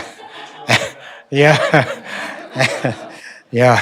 Stay in your lane. You're stealing my thunder here, Pat. I have Tim written at the end of my agenda, but thank you. Thank you. Okay, thank you very much. And our next quarterly report is Engineering and Public Works. Thank you, Madam Mayor. I'll make mine quite simple. Do you have any questions? Thank you, and the report is included in the agenda. Did anyone have any questions from it? Okay, seeing none, just wanted to recognize, I know we did thank staff, contractors, community, everyone, but Rob, just wanted to really thank you for all your work in all your extra work with the water situation, and really appreciate how you represented our community and coordinated all the efforts to get the water back up and running. So thank you. Thank you. Nothing compared to the guys out on the site, but I tried. That's right. Very important work from everyone. And council, we do have the fire department report as well. Our chief was not able to be here today. If there are any questions, we could bring them forward at the next report. Councillor Mealy and then Councillor Dame. Thank you, Madam Mayor. Just more of a comment, and it's something that's really come about. It's how the fire department acts on Twitter and Facebook. It is very, very knowledgeable, very communicative. The first part of the whole water disaster is just them saying there's an issue on, the fire department's going out to an issue on the Franklin River Road. So I love the engagement that they have, and it really informs our community right away. Sometimes they'll have pictures of the area and that, so I just want to give kudos to the fire department for their social media presence. Absolutely. Thank you. Councillor Dame. Thank you, Madam Mayor. I would like to make that motion if I may. I move that council receive the first quarter reports from the Economic Development Department, Engineering and Public Works Department, and Fire Department. Thank you. Seconded by Councillor Mealy. Seeing no additional comments on the motion, all in favor? Yes. Thank you. Carried. Okay, we'll move on to bylaws. Item number 1, we have zoning bylaw amendment for 311 and 3909 Cedar Street. Oh, and this is just final adoption, unless there are any questions or comments on it. Councillor Mealy. Thank you, Madam Mayor. I move that zoning map amendment number 59, 3911, and 3909 Cedar Street, Hopkins bylaw number 5072 be now finally adopted, signed by the mayor and corporate officer and numbered 5072. Thank you. Is there a seconder? Seconded by Councillor Solda. On the motion, all in favor? Carried. Thank you. Yes. Thank you. And I will just note that although technically if someone doesn't vote, they are abstaining, our procedures bylaw does actually say that members of council who are participating electronically do have to verbally make their vote. So it is a little bit different of a process. So that is why I'm waiting, even though we could just ignore Councillor Patola's vote. We're not doing that. So thank you, Councillor Patola, for voting out loud. Correspondence for action. We have one item from the Alberni Valley Drag Race Association. Does anyone have questions on this? Okay, Councillor Mealy. Thank you, Madam Mayor. I'd like to make the motion that council authorize the Alberni Valley Drag Racing Society to conduct a cruise event to begin at the Alberni Athletic Hall at 6:30 p.m. Saturday, August 12, 2023, subject to the notification of emergency services in BC Transit, consultation with all affected businesses, residents, provision of a route map by June 30th, 2023, implementation of a traffic plan, provision of a standard liability insurance in the amount of $5 million minimum. Thank you. Is there a seconder? Seconded by Councillor Haggard. Seeing no comments on the motion, all in favor? Yes. Thank you. Carried. And item number 2 from Coastline Endurance Running, we have trail running event. I believe this is the same event that was hosted last year that Councillor Haggard attended. I was just going to comment that I did attend this event last year, and they organized the event on very short notice. It was extremely well organized, really well attended, and I'm happy to support this event next year, or for this year. Absolutely. I'd like to move that council authorize Coastline Endurance Running access to city streets, trails on Saturday, July 15th, 2023, from 8 a.m. to 4 p.m. for the purpose of a trail running event starting at the Port Alberni Rugby Club and following the route as outlined in the attached map, subject to the notification of emergency services in BC Transit, consultation with all affected businesses, residents, responsible for implementation of a traffic safety plan, including qualified traffic control personnel as required, provision of a standard liability insurance in the amount of $5 million minimum, event organizers responsible for removal of all flagging tape and stakes, event organizers acknowledge that these trails are open to the public and as such trails would need to be shared accordingly. Event organizers acknowledge trails will be enjoyed as is. Thank you. Is there a seconder? Seconded by Councillor Solda. Any comments? Seeing none on the motion, all in favor? Yes. Carried. Thank you. And proclamations, we have one item from the Vancouver Island Economic Alliance, an email dated February 28, 2023, requesting that the week of June 19th to 25th be proclaimed as Island Good Days in Port Alberni. Does anyone have questions, comments? Councillor Mealy. I'd like to make that motion, Madam Mayor. Thank you. Is there a seconder? Thank you. And for anyone who isn't aware, Island Good is just a campaign that came out in the last few years, really to highlight things that are produced and made on the island. So some restaurants are using the logo, and some grocery stores are using it for island-made foods as well. So it's gaining traction, and I think happy to proclaim this. So on the motion for that, all in favor? Yes. Thank you. Carried. And we'll go to correspondence for information. Our corporate officer. Thank you, Madam Mayor. So first we had correspondence from Mr. Alberni regarding A.W. Neal street name change request due to the colonial history and the nature of this individual's, I guess, legacy within Port Alberni.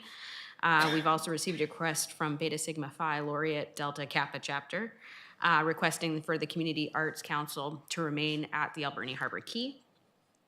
We've also received formal correspondence from the Shot First Nation regarding their 26 calls to, for truth and justice as a result of the findings at the Alberni Residential School.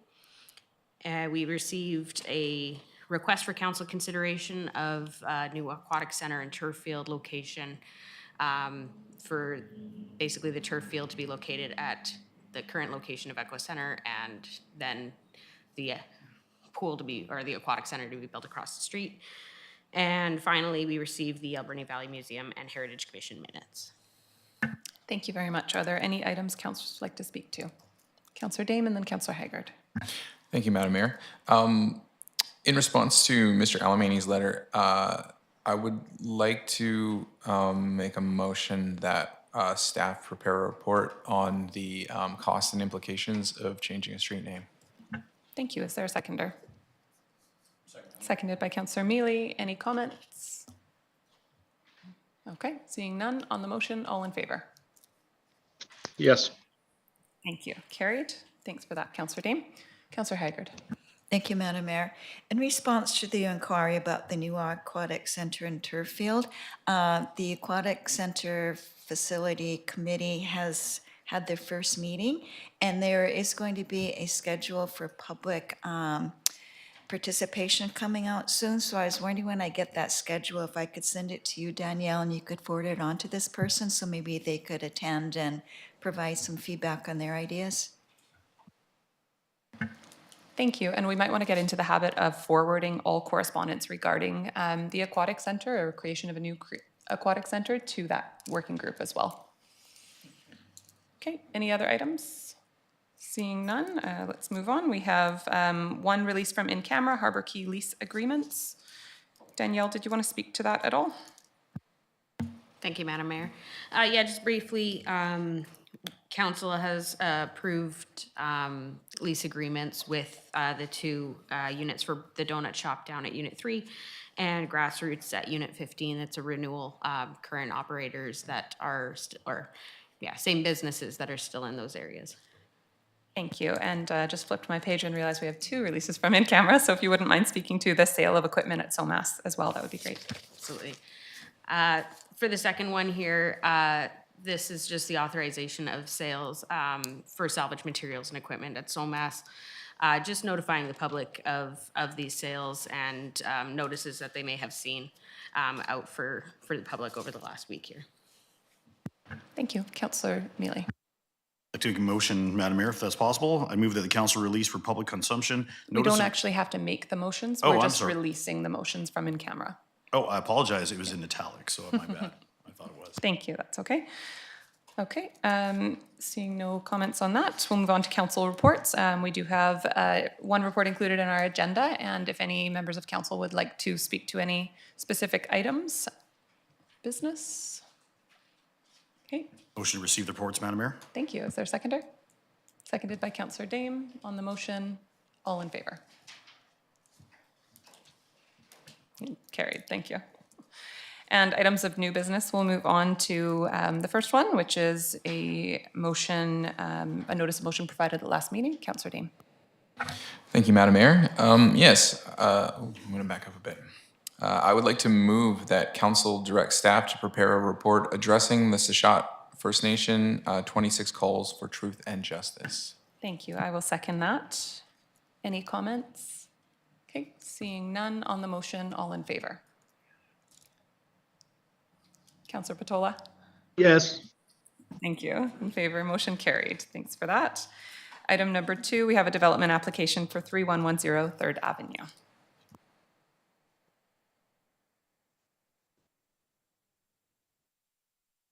Thank you, Madam Mayor and Council. So before you, we have an application for a form and character development permit by the Coastal Restoration Society. This is for a facade improvement to the existing building on 3rd and Argyle Street. So it's minor updates to the facade of the building. It is zoned C7, which is our uptown, downtown commercial zone, and is within our commercial development permit area.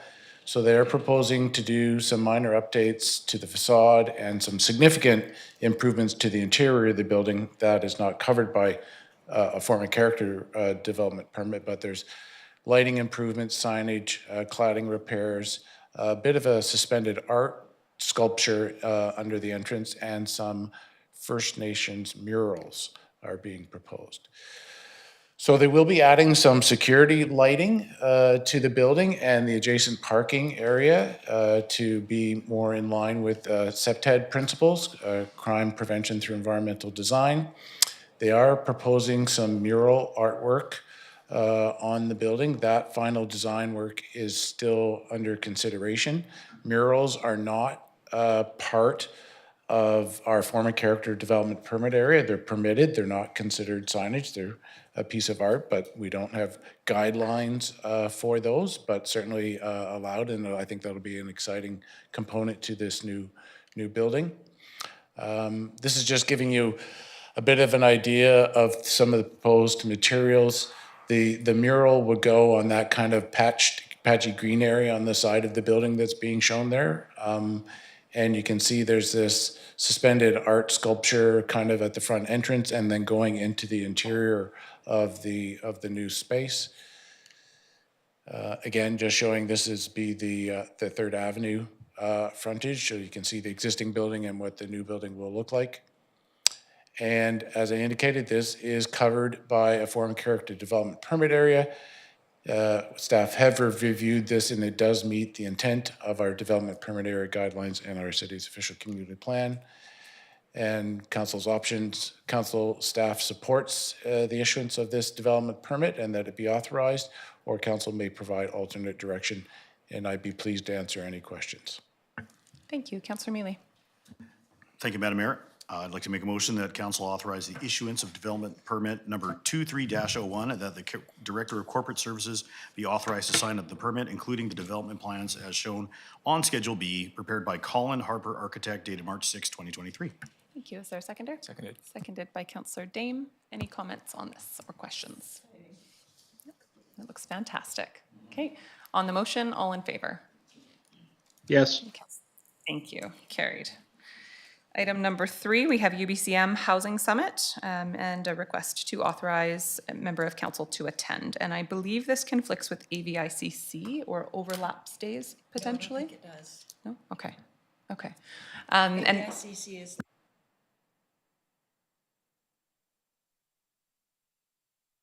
okay. Then are there members of council who would like to attend? I submitted it because I wanted to attend, but I don't have a dog sitter, so unfortunately I can't go. But I think it's important that someone from council should attend this. Yeah, I think there's a lot of value in someone attending as well. I'm not able to either. Councillor Douglas, are you available? Absolutely. Okay. Okay, Councillor Dame? That's not when you're in Prince George, is it? No. Councillor Dame? Is this something that we would like to see more than one attending, or in the interest of cost savings, is one sufficient?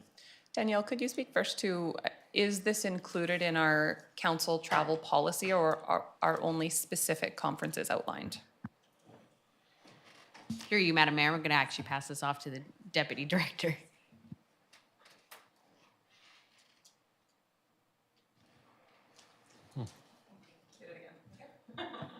Thank you. Thank you, Madam Mayor. So this is covered under the travel expense policy, and it does require a resolution of council. You'll note in the report there is a cost estimate that it would be approximately $1,500 per registrant. The 5-year financial plan, which is yet to be adopted, includes $71,000 to fund council and travel development, so it's within council's consideration. Okay, thank you. Then at council's discretion, who we would like to send. Anyone else have an interest? Just wondering about Councillor Patola. Okay, not hearing Thank you anything. for the invite, Madam Mayor. I would love to attend this. It's certainly an interest of mine, but unfortunately it conflicts with a prior commitment. Okay, thank you. Councillor Mealy. Thank you, Madam Mayor. I appreciate that, and I do understand it's in the budget, but I would firmly believe, I think one person should be suffice to go. Thank you. Would anybody like to make a motion? So Madam Mayor, I just want to get this straight. Are you going to a conference prior to? Is that when Councillor asked you if you were going to? Are you going to another you're going to the AVICC? I'll just answer.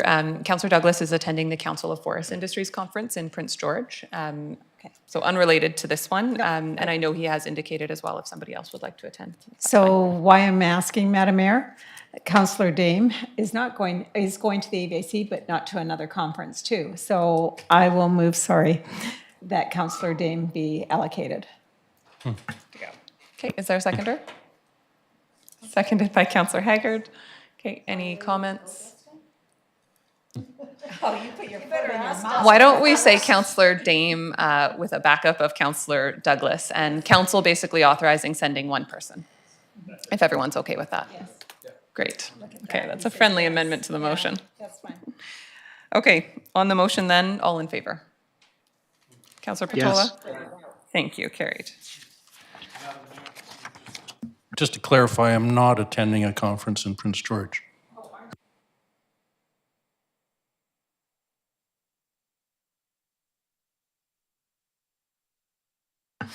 Okay. How did we go from 2 people attending it to 1 person, or to nobody attending it? Okay, anyways. Our next item is FCM 2023 Annual Conference and Trade Show. And on this one, we do have a policy of, I believe, sending the mayor and 1 councillor has been our past, or that's what's in our travel policy. Please correct me if I'm wrong. I'm seeing nodding in the back, so thank you for that.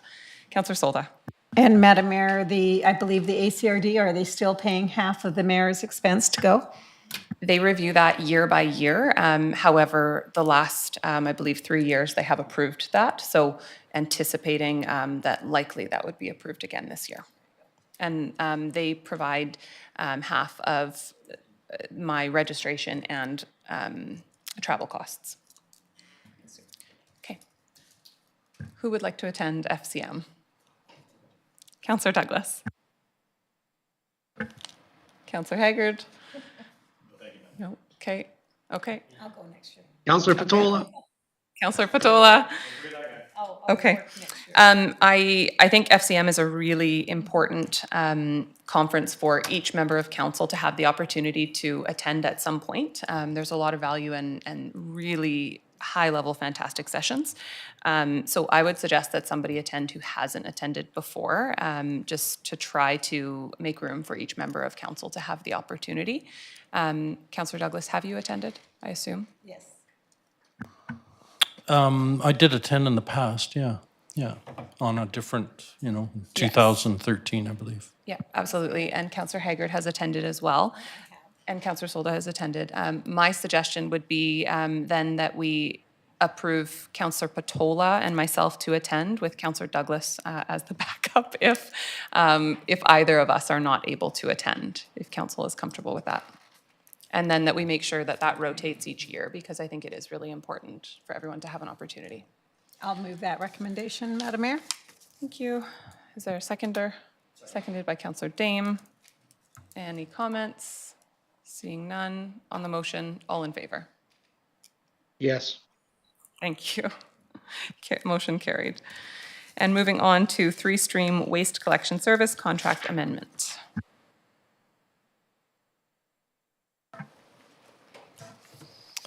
Thank you, Madam Mayor. This is a minor update to the agreement that we have with the Alberni Clayoquot Regional District.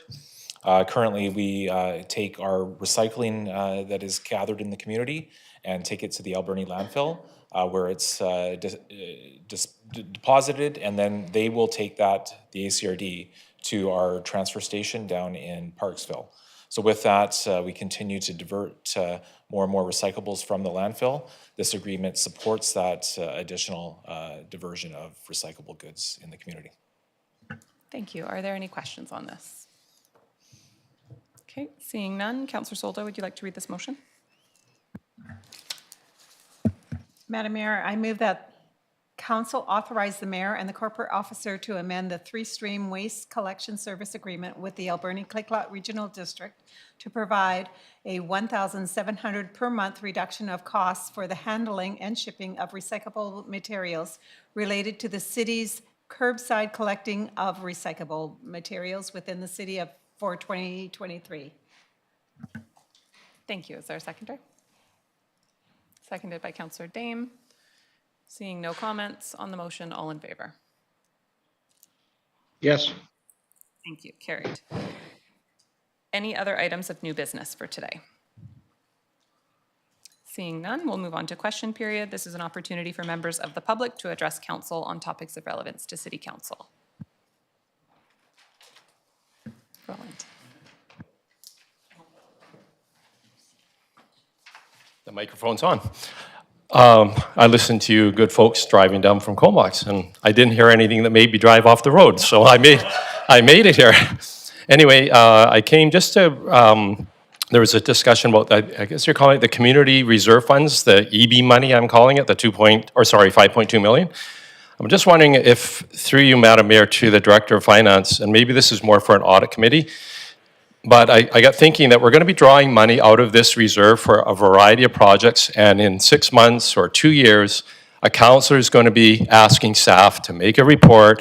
Where's the money gone? What have you done? How about if we're going along is that we just populate a list every time we take something out, and maybe quarterly at the audit committee, put that sheet in the audit committee? That's just a suggestion. Thank you, and we probably would only have to do that annually because anything else would be an out-of-the-norm expense to add. We'd have to do a financial plan amendment, of course, even though it is coming from a reserve. So in theory, those decisions are made once a year. And then, yeah, so quarterly I don't think would be relevant, but I would say if there ever was funds directed outside of normal process, that could come to an audit committee meeting quite easily. Yeah, and just a matter of having a record so that it was maybe just included then once a year in an agenda, and then the document's there, and then we can ask without requesting staff, or council can ask. The other thing is, though, I just want to say congratulations to Mr. Ply on his retirement, and we've interacted a lot over the years. Once in a while we were a little, but mostly it was out of respect, and I appreciate his public service in the fire department. He's attended thousands of hours of council meetings as a fire chief and also obviously a CAO. So, and anybody doing public service is under a microscope in an aquarium and is subject to all kinds of sometimes not fair criticism. But I appreciate the service, and I hope you have a very long and healthy retirement. Thank you. Thank you, Roland. Any other questions from members of the public today? Okay, then that is the end of our meeting. I will just say before we call for our adjournment, it is Tim's last meeting today, although we've done this before. So, likely this time it is Tim's last meeting as CAO. So Tim, just wanted to really thank you for all that you've contributed in 30-ish plus years in service to the city, and specifically as CAO the last, I think, 7 years, which just in general is a reasonably long time for a CAO to remain with a city. It has been Wonderful working with you, and I know that I say that on behalf of all of council and the previous two councils who have gotten to work with you as CAO as well. And although we kind of wanted to just, keep contracting you forever, we do respect that you want to retire and wish you all the best in your retirement. So thank you. Thank you. And with that, would somebody like to move adjournment? Moved by Councillor Mealy, seconded by Councillor Douglas. On the motion, all in favor? Carried.